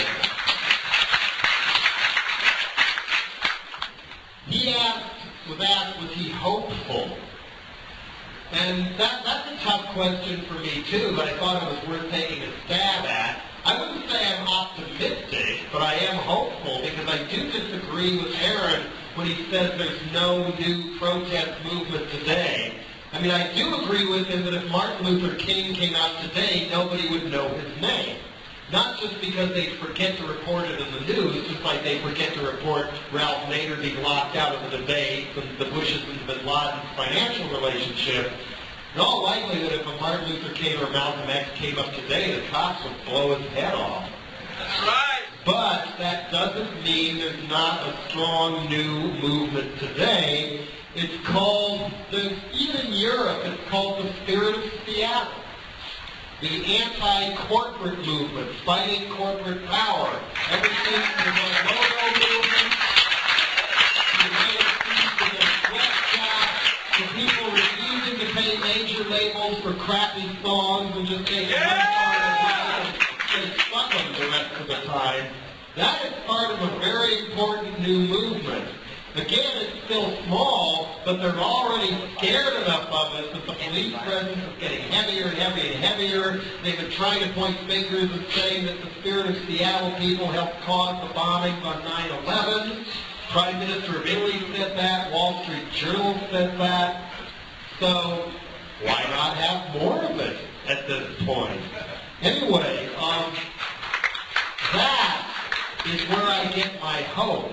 When I see people, instead of blindly wearing clothes with great big corporate brand names on them and only wanting the cushy job in the SUV, they're starting to say, wait a minute, I want a life out of my life. I don't want to just be a spending machine or whatever. And people getting smarter about what they eat, what they watch, what they listen to, how they get their information. The more we can help spread this, the better. Again, there's not that many of us, but it is making a difference. And we stop the Vietnam War, we can turn the tide against corporate dictatorship as well. Long term, over our lifetime. And we're not as alone as we might think we are on this. There was a rather conservative mainstream magazine began getting some interesting poll results and publishing them a few years ago. This conservative mainstream magazine says that over half the Americans they polled thought the protesters in Seattle had a point. Then it got more interesting. During the 2000 election, they came back with a survey saying that 72% of Americans say business has too much power. And a sense of invasiveness, corporations invading into the private parts of our lives, is growing. And that people feel overworked and underpaid, especially in contrast to the money the Enron-type CEO people run off with. You know, we have the biggest disparity between worker pay and executive pay of any country in the world now. And people increasingly feel threatened by the products and services of corporations themselves. And that huge corporate campaign contributions contribute to corruption and undermine democracy. And this very publication said, corporate America, ignore these trends at your peril. First, get out of politics. And start spreading the wealth to more than the Kenny boy and all. And guess who this was? Guess who this was? Business Week. Cover story. Too much corporate power. And the answer is yes. Business Week answered yes. We are not alone, ladies and gentlemen. Ralph Nader had great fun with this on the campaign trail, too. Let's put Business Week to the left of the Democratic Party. And he's right. And even if you don't want to be on the front lines of the shock troops, well, there are other ways of fighting back against corporate power on a one-on-one basis that do make a difference, and it's also the easiest thing to turn on other people to doing to help fight corporate feudalism, not capitalism. capitalism anymore, feudalism. Starting with, should you choose to do so, maybe I said this last time, I think it's worth saying again. If you choose to do so, just make a vow to yourself, I'm not going to cooperate with corporate dictatorship anymore. They can't pass. Starting with, don't give them your money. As much as humanly possible, no more stuff for chain stores, no more chain restaurants, buy as few products made by multinational corporations as possible. And it's not as hard to do as you think. Some of it's easy. I've worked on McDonald's for 25 years without batting an eye because I think their food sucks.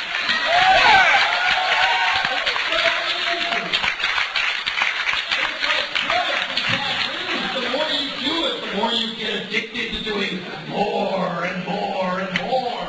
The more you discover the possible, the more it becomes possible.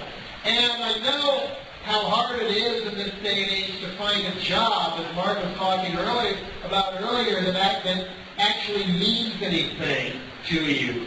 Meaningful work, but you can still pay the bills, so you don't wind up being 50 years old and still living in a rat hole with roommates you hate.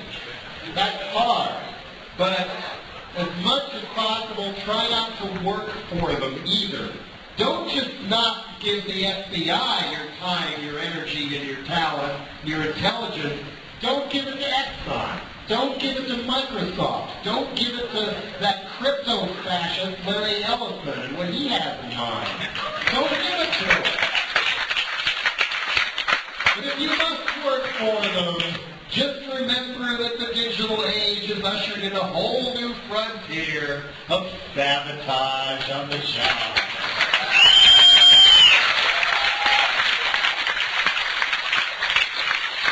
And another important part of spreading this and these first easy steps is not to be a fundamentalist about it.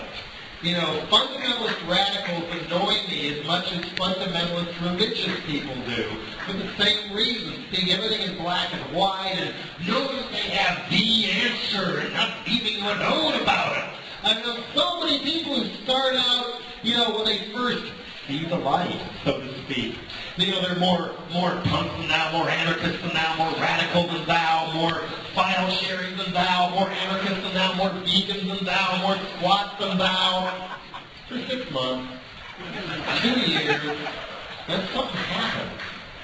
Something begins to set in where not only are they making other people miserable and turning them off to perfectly good ideas in the process, hint, maximum rock and roll and others, but they also are making themselves miserable. But they see things as black and white, no color, no middle ground, whatever kind of. Well, if I don't do everything exactly this way, I'm going to be selling out, man. And I'm so sick of this, I'm going to sell out. See ya, bye. I'm going to go work in Silicon Valley, and I'm just going to have one SUV and a Boxster. I'm going to have 5. Fuck you all. It doesn't have to be that way. Maybe just taking a little more time to identify a moral and ethical code and a lifestyle you can actually live with and live up to long term, you're more likely to have it stick with you instead of being some phase in your wayward youth before you become a Republican nutcase and go work in Washington or for a realtor or something. You go this far on the radical meter instead of this far on the radical meter, it's less likely to turn into a mousetrap or a broken rubber band and go boing! And there you are, the exact sort of SUV parasite you hated in the first place. It doesn't have to be that way. 1980s! What is that? Hippies to yippies. You got your history wrong there. That's the deep part of me because, I was really into the hippie thing as a kid in my teens, and I did feel betrayed by when people, the spirit that stopped the Vietnam War and watched the civil rights movement and the feminist movement and the environmental movement after the Vietnam War was over. Okay, our job is done. Let's go mellow out now and make money and listen to the Eagles all day. That was what made punk rock necessary. But freezing in one time period is not something I want to do. I mean, even if those assholes weren't suing me, I would not join their reunion tour because I think that's pissing on everything Dead Kennedy's ever stood for. Enjoying the past, learning from the past. You know, I like old records too, after all. It's fine. We'll get to that in a second. We're almost done here. But it's fine, but living in the past and freezing in the past is poison. And never in a million years I think the people I'd have the hardest time getting that through to would be punk rockers. Enough said on that. Anyway, other things for fighting back against corporate power, I do believe in voting and voting smart. Even if the national elections or the senatorial elections wind up being a joke, watch the local elections that show up. That's where, I mean, Giuliani got in because people like us in this town didn't show up to make sure he didn't get in. Ballot initiatives, those are really important to pay attention to. If it weren't for people like us showing up and voting, medical marijuana would never be passed. We have to be there to enact living wage laws, rent control laws, environmental rules with teeth that corporate legislators are too corrupt to enforce or enact anymore. You know, and the local governments are the ones who decide how to spend all that money, our tax money that rains down on them from the federal and state governments. In some smaller towns or suburbs, this can literally mean, should we build a homeless shelter or build a golf course? With a school board, it can mean, should we get some computers for poor kids, or should we make everybody salute the flag and pray to a Christian God in school every day? That's why, I mean, the easiest offices to win are the local ones, because people don't show up. It doesn't just mean that fundamentalist Christian kooks like Ashcroft could get in if we don't watch it. It means people with good ideas could get in if we show up and support them. And that's how you build a more thinking, progressive movement that's actually inside the government from the ground up. The Christian coalition did it, so can we. And you got to show up and vote. And even if you do wind up become a really, really big .com tycoon someday, or a fast-track, money-track occupation doctor, lawyer, contractor, dentist, website genius designer, whatever, one way of giving back to the community is giving back to the community. You know, provide the service you make so much money from to people who can't afford it for free.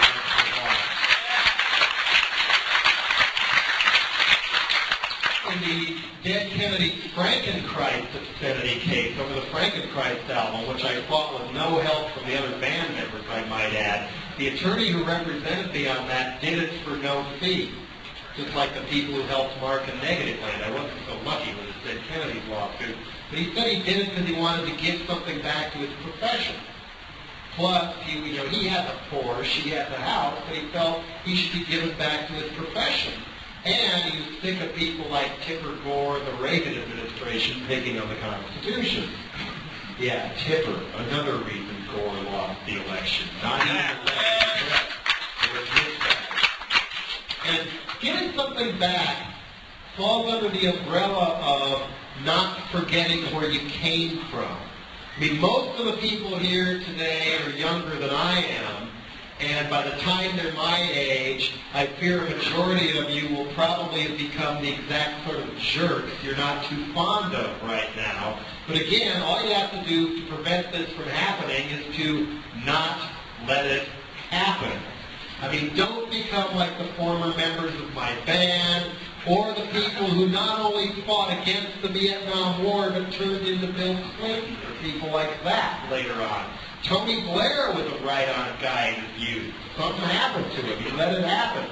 Or a better example, how many of you either know or know someone who has a parent who's like, well, your mother and I, we had a great time when we were your age, smoking weed, fucking in the park, causing trouble in the street, but now that you're that age, just say no.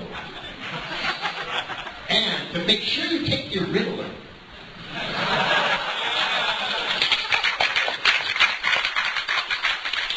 The way to avoid becoming that kind of a monster parent is to avoid letting yourself become somebody like that. It's that simple. You know, remember years from now, what brought you here? What's important to you? What's part of your soul instead of part of your bank account? I mean, a lot of times the change happens in people when they either have kids and or buy property. And all of a sudden there's this change where there's something really precious that they have to go all out to protect from them. I must put all my money in stocks and bonds. I must not let my child associate with those other people.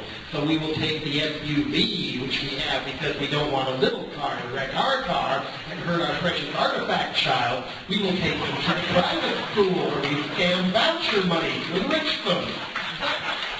You know, owning a house doesn't necessarily mean you have to become conservative and paranoid and all that. Or same with having kids. I mean, there's better ways to raise kids than what we're generally told is the way to raise kids. One important thing being, you know, some of you may have kids, a lot more of you will, don't hide reality from your kids.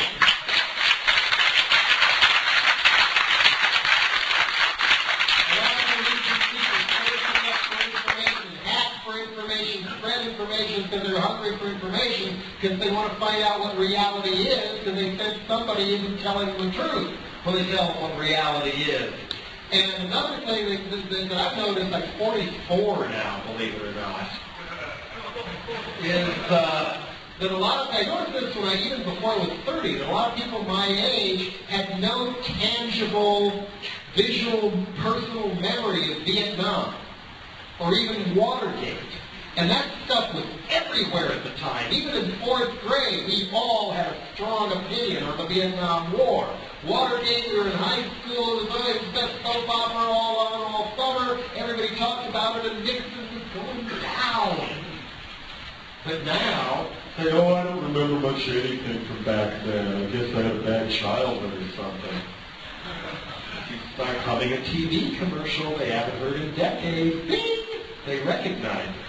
How scary is that?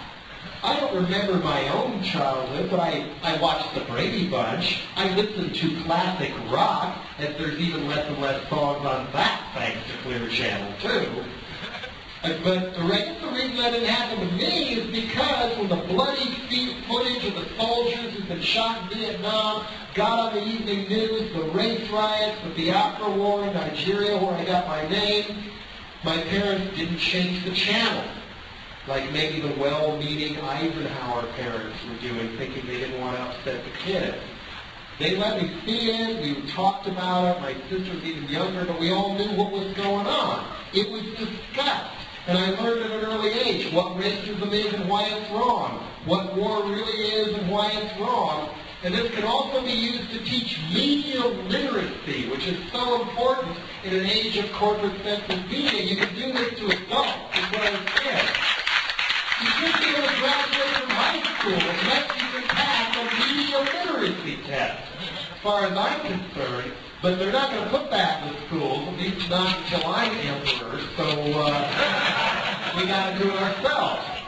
And it was easy. Again, when I was a kid in my household, it would just be my dad laughing at it, making fun of the commercials, but also taking the time to say, son, see, that woman there, she isn't really that excited about her detergent. She's a paid actress who's trying to sell you detergent.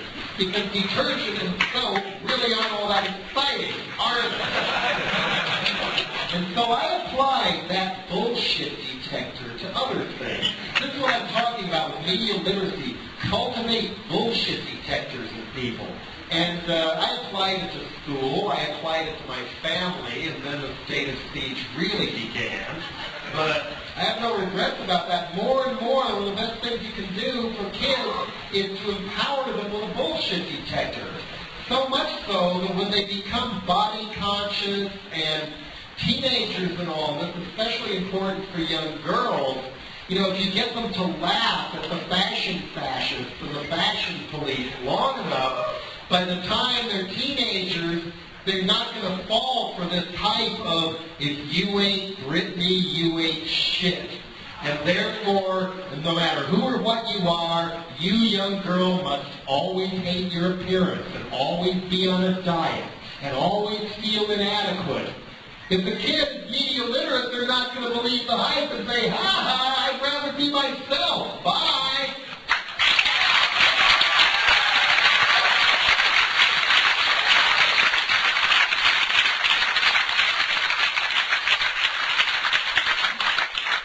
So on that note, let's see.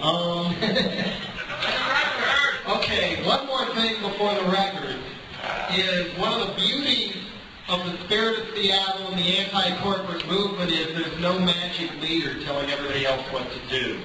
We're networking, we're stitching ourselves together, we're doing it ourselves. No Mandela or Václav Havel or Subcommandante Ski Mask on a white horse riding in to lead us to the promised land. We're doing it ourselves. We got to hang on to that, but it also means what would happen if corporate dictatorship had its train wreck right now? And all of a sudden, the people we're all so sick of running things badly weren't there anymore. Would we be ready to run things, take the bull by the horns, and make everything work? No, that's not the solution.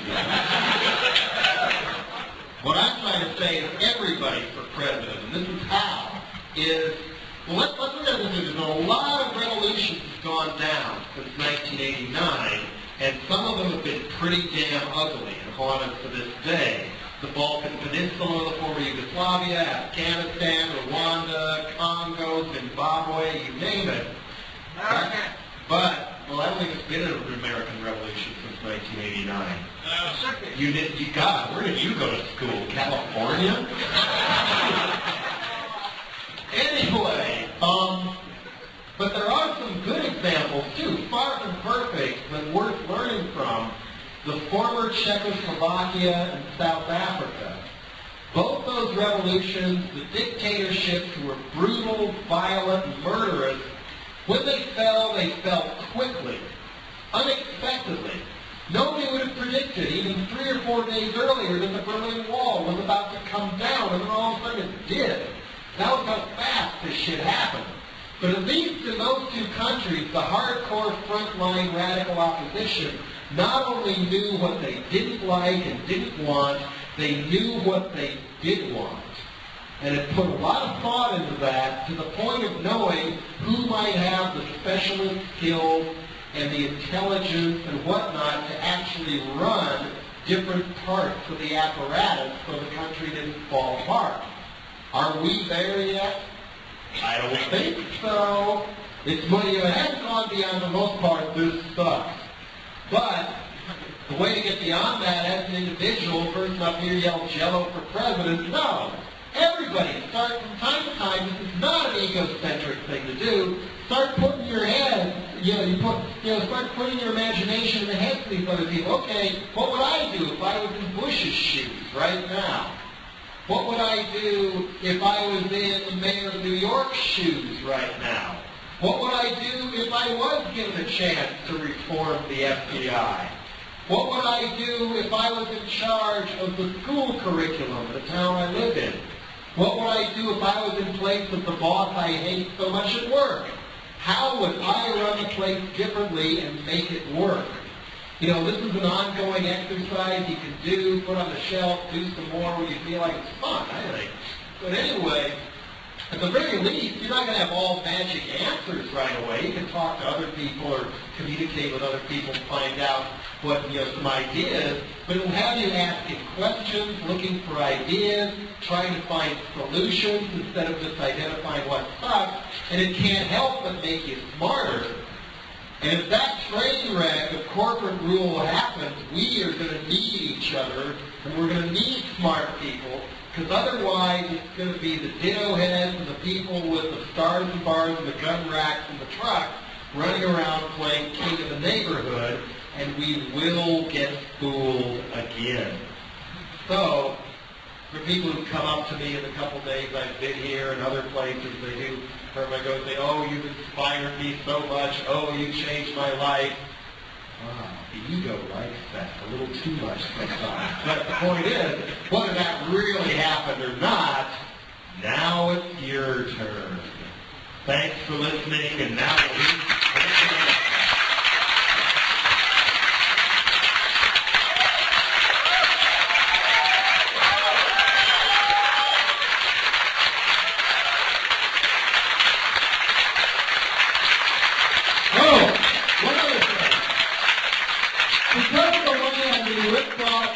treated and pissed on by the former members of my band and their little corporate army of goons, I am appealing that court verdict to a higher court.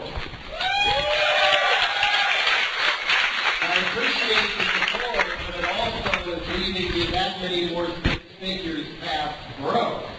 And, I want my little label, Alternative Tentacles, to survive. I want my stuff to be treated with respect. Just like any other human being, people told me, why don't you just forget about it and walk away? I can't. It means too much to me. But anyway, the appeal is expensive, so my announcement here is, this is my shoe. This is my shoe. Don't stop. I want to stop. Anything, those you mean? Anything put in this shoe goes to the Alternative Tentacles Legal Defense Fund to fund the appeal and help regain fair use of my own creations and all. And I know not everybody has any money and other things need money, so no obligation, but anything put in here, the shoe and I would be very grateful. Thanks.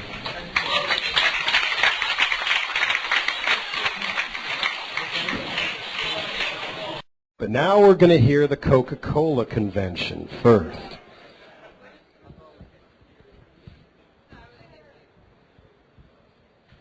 I'm not going to cue it fancy. I'm just going to drop the needle because it's the easy way here. All right, we need noise in the house.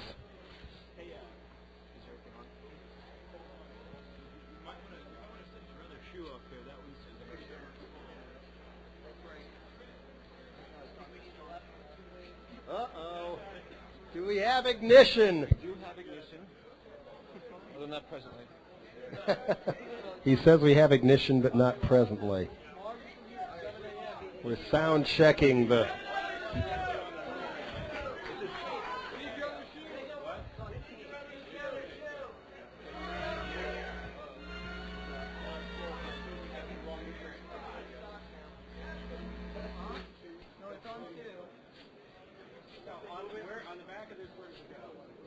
Mode is still on tape here. No, this is fine. This is fine. You sure that's fine?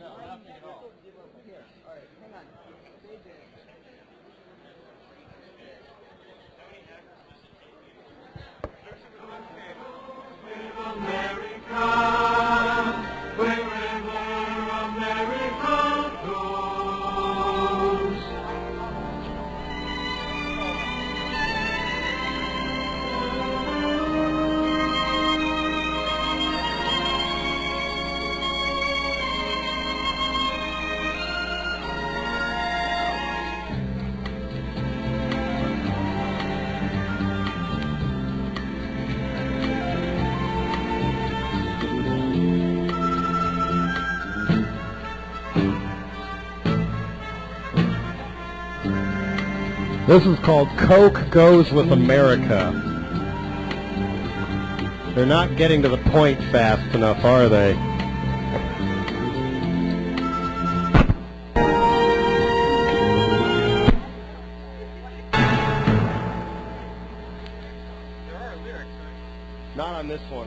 Pepsi one. Here it comes. My kind of bottling plans I hope I live to see, and don't have to wait till the pearly gate opens up for me. When there'll be old St. Peter with my franchise and a key, saying, here's where all good bottlers go. It's heavenly. In that big bottling plant up in the sky. That big bottling plant up in the sky. Well, the bottles jump right off the shelf and roll right out and sell themselves. And Coca-Cola's all that people buy. In that big bottling plant up in the blue. Every shipment arrives the day it's due. Yes, sir! The trucks are always loaded right. And strikes get settled overnight. And there's no such a thing as IOU. Hey, when do you deliver the goods? And it's cash on the line. Cash on the line. Cash on the line. And third-party checks are a capital crime. And nothing ever springs on leave. In that big bottling plant away up there, the weather is always hot and fair. And folks are thirsty round the clock, and nothing's ever out of stock. And every deal is full price, fair and square. Fair and square in that big bottling plant up in the sky. And there's no FTC, and there's no EPA, no FDA to spoil your day. No more alphabet soup to turn your hair gray. And me is coming to stay for life. Did you say life? Yes, I said life. When you call up Atlanta, you get through. And it ain't just their hat they're talking through. Lines adjust to any size, bottle that man can divide. We hope we live to see it before we die. Behind those pearly gates, zero interest rates, that big bottling plant up in the sky.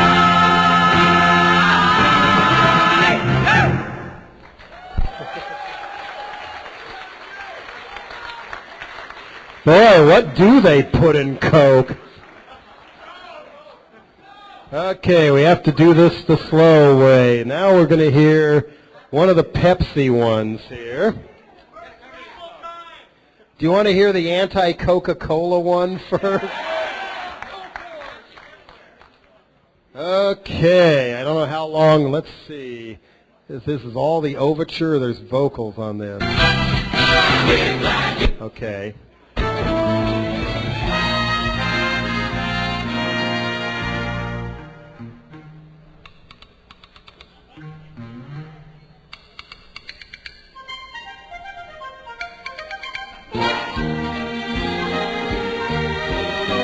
Might still be the overture.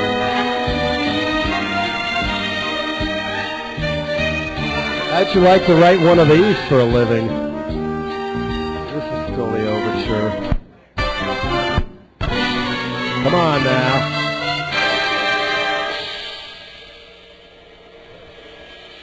Come on.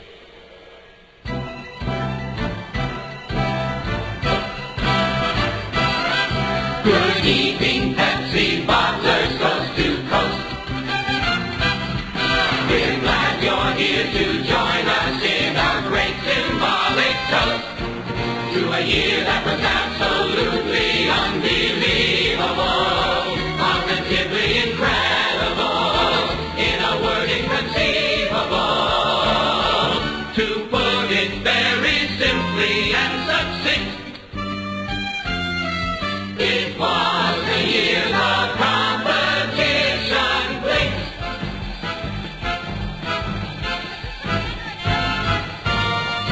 And in that blink of an eye, suddenly a new ball game. So Pepsi stepped up to bat and hit a home run.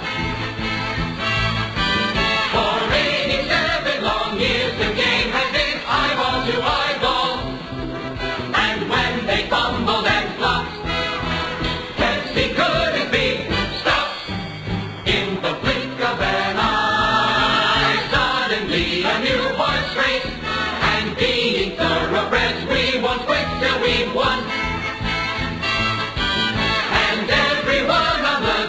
agrees that our future's just begun. Thanks to the wink of one little blink of an eye. First, there was old Coke that seemed as good as gold Coke, but no one said leave well enough alone. So some Atlanta smarty came up with new Coke, a hardly tried and true Coke, and made believe it was a Pepsi clone. But no one else agreed, so that now came old Coke, a welcome to the fold Coke, while new Coke simply sat there on the shelves. And in the press they shouted, aren't we the bright ones? Our two Cokes are the right ones, while privately they tried to kick themselves. But not quite hard enough, so now they had new Coke, a brand new much ado Coke, with classic as a gimmick up their sleeve. Our customers are wondering which Coke is which Coke. I think I'd like to switch Coke. The whole thing's too confusing to believe. And then, of course, they brought us Diet, classic Diet, New Coke begging us to try it. New Coke, not to mention cherry, new or old. I really can't recall is caffeine-free Coke, the antique Coke, or the cola of the week Coke. Meanwhile, new Coke isn't taking hold, which means the public's asking which Coke, old or new, is real Coke. Maybe they should just repeal Coke. Think of the confusion it would end. That's when we figured out that old Cokes make Cokes, new Cokes fake Cokes, new Cokes really are mistake Cokes. Why not take them all and make a blend? But wait, we can't forget that old Coke now is new Coke, since it made a new debut Coke, while consumers everywhere are drawing blanks. But whatever else you do, Coke, with your has-been Coke or new Coke. When you blinked, you earned our everlasting thanks. And in the blink of an eye, it's the brand new beginning, with Pepsi ready to show the other guys how. So hang on tight, 'cause we're on the launch pad. The future starts right now. Thanks to the wink of one little blink of an, one blink, one blink, blink, blink, blink, blink, blink, blink, blink, blink.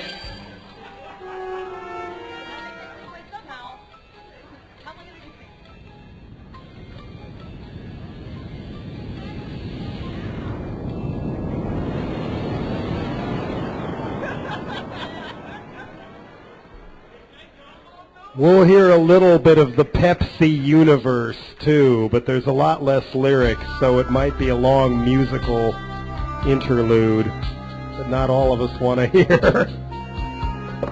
Out there, it's a Pepsi universe, thriving since time began, on a steady course,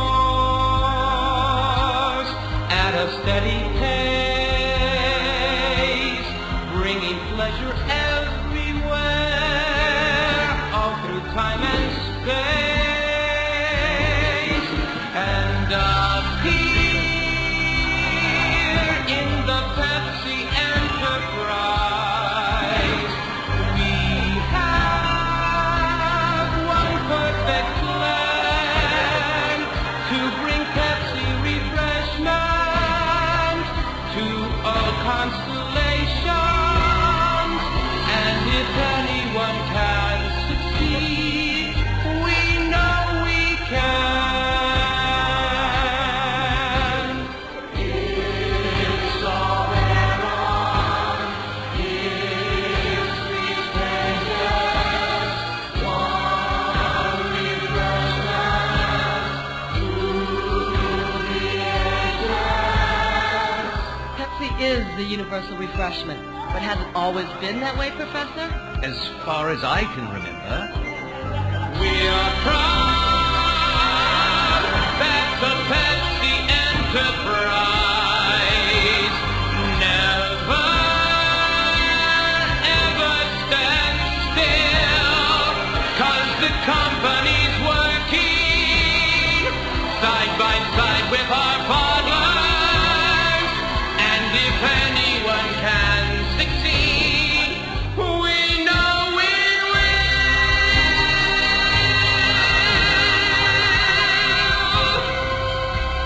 Enough.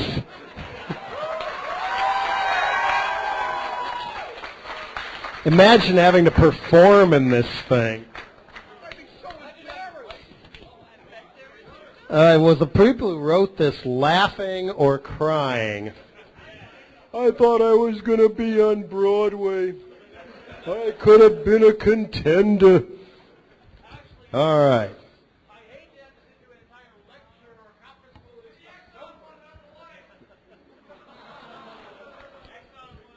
Yeah, I hope. Okay, I think it's track 4.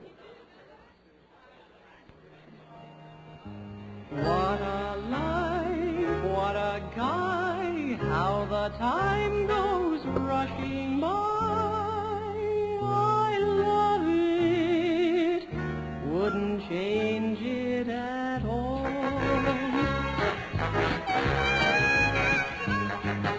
The dealer's wife is a woman through and through. Yes, the next on wife is a woman through and through. Helping out my baby, 'cause I love him, I do. Kiss him in the morning, make him feel alright, keeping house all day, keeping books all night. 'Cause the dealer's wife is a woman through and through. Helping out my baby, 'cause I love him, I do. When he makes you nut, put him on the rack. Check out his transmission, put him in the back. 'Cause the dealer's wife is a through and through. Helping out my baby, 'cause I love him, I do. I can get the oil and grease out of 44 shirts and get them out there hanging on the line. And I can do an overhaul on the kitchen and make it truly shine. And I can run down, check out the station to see if that good old station is clean. And I can fuss all around the place for dust and dirt while I'm the image program queen. I can write up 1,000 customer follow-up cards while I'm cooking up a lunch. And I can give up a holiday to pump some gas when it comes down to the crunch. And I can cheer up Harry when he comes home and his octane's mighty low. And I can give him the premium attention he needs that makes a man get up and go. What I'm saying is this dealer's wife is a full-service island. When I take my car, he makes no more of mine. Doesn't really matter, I am last and last line. Harry keeps complaining, doesn't bother me. He works so hard and long, I understand, you see. 'Cause the dealer's wife is a woman through and through. Yes, the next on wife is a woman through and through. Helping out my baby, 'cause I love him, I do. That's the way it is, it's the only way to be. 'Cause the dealer's wife is a woman like me.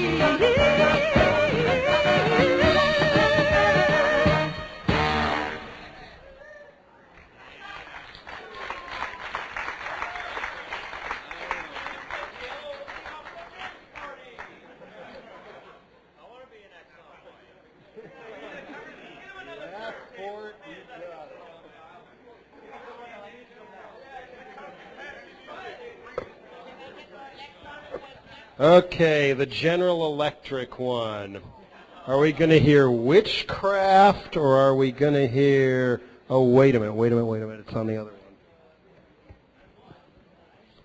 Let's try how to make a woman out of your wife. Or actually, we'll do Satan first because it's a short one.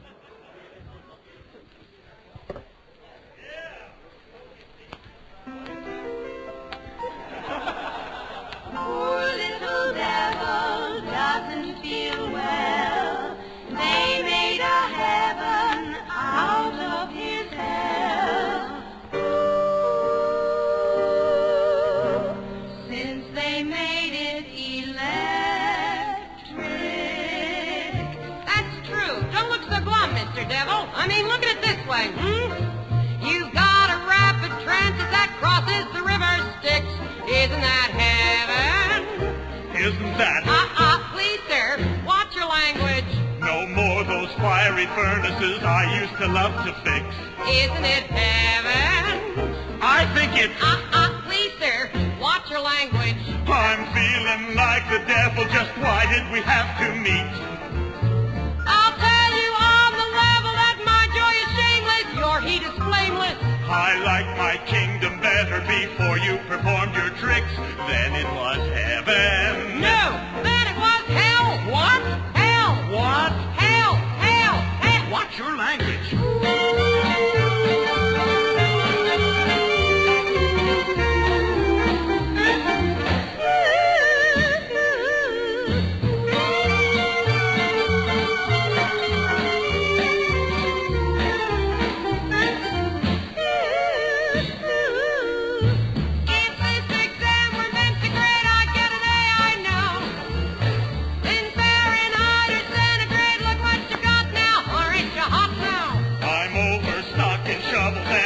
My ears in kicks. What do you expect me to have? A fire sale? Oh, that would be heaven. Perfectly heaven. No, that would be hell. What? That would be hell. What? That would be hell, hell, hell, hell, hell. Girl, don't let him talk to you that way. Give him hell. 50-50 chance that was Valerie Harper singing, too. Gotta tell Emmanuel that the next H2K is gonna need better entertainment now that the trail has been lit. The types who never fail. But are your women women? By that I mean female. I have a little magic to help transform your pal. It could make Sophia Loren out of any normal gal. So if you'll watch me closely, oh, not that close, I'll tell you of wonders that will make each day joyeux Noel.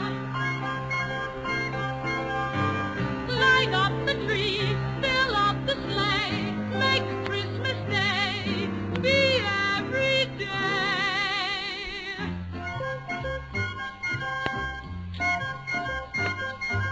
Give yourself a Christmas present, mister. Get the greatest eyeful of your life. Let 1,001 electric servants make a woman out of your wife. Though she may be longing to be tender, mister, she's the tender of your house. Start her feeling she's feminine all over. Make a sweetheart out of your spouse. She'll supply the glamour that if you supply to me. This was written by the people who wrote Cabaret, he tells me. Even though the honeymoon is over, spend the newest new year of your life. Let 1,001 electric comforts put the sentimental back in your favorite gown. Make a woman out of your wife.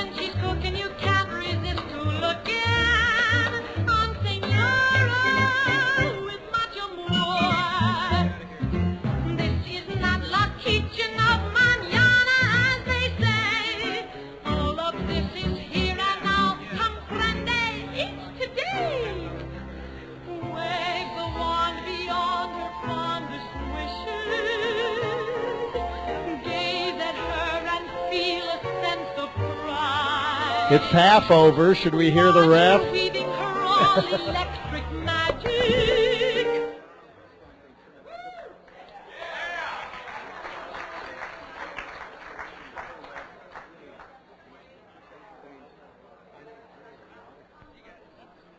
Something else. Every city has its downtown area, the place where it's all happening. The bright lights, the fun, and the crazy times. Why don't you go downtown for a little action? That's where they're waiting. Main Street Women. Main Street Women, the motion picture that lets you in behind the scenes on what's really going on in a big city. The girls, the bars, and the tough guys who run it all. Main Street Women. You'll go into those private apartments where girls use all their energies just to please a man in every way. Main Street Women. It's all happening now in the year's most shocking look at today's wild lifestyles. Don't miss it. Main Street Women. In color rated R for adults. No one under 17 admitted without parent. From independent to international. Main Street Women want you.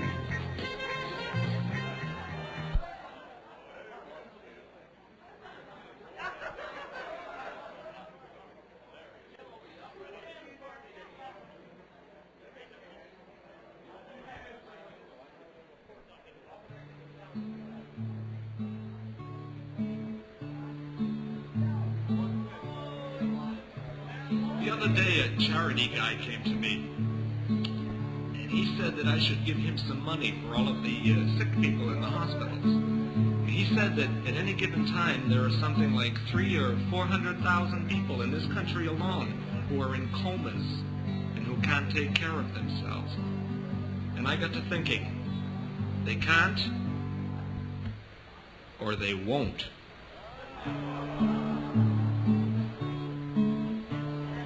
They don't work and they don't sweat, and they don't pay no taxes yet, and they won't lift a finger for themselves. Still they've got enough to eat, and life for them is such a treat, hiding in their comas all day long.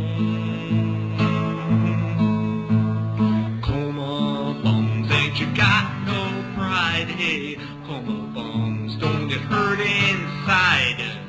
And don't you know that it's just not right to be hiding in your coma like a parasite? Well, I don't mind paying my taxes, but I don't want to be supporting a bunch of coma bums. Late at night at the end of day, coma bums all go out and play. They laugh and they smoke and they whoop it up and they charge it all to us. Very next morning they're in bed again, and nobody knows just where they've been, hiding in their comas with smiles on their faces, 'cause they think they're pulling a fast one on me. Coma bums, ain't you got no pride, hey? Coma bums, don't get hurt inside. And don't you know that it's just not right to be hiding in your coma like a parasite? Well, I don't mind paying my taxes, but I don't want to be supporting a bunch of coma bums. If all of their nonsense makes you sick, we could put a stop to it quick. Pull them out of the hospitals and leave them out in the rain. The coma bums would find it strange if they had to pull their own weight for a change. Here in America, nobody's entitled to any more than he earns. Coma bums, ain't you got no pride, hey? Coma bums, don't get hurt inside. And don't you know that it's just not right to be hiding in your coma like a parasite? Well, I don't mind paying my taxes, but I don't want to be supporting a bunch of coma bums.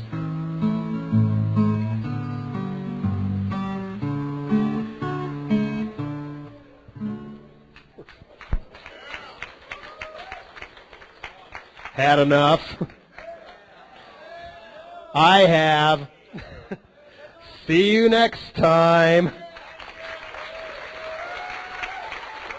And remember, if you work for one of these people, this is the culture that awaits you.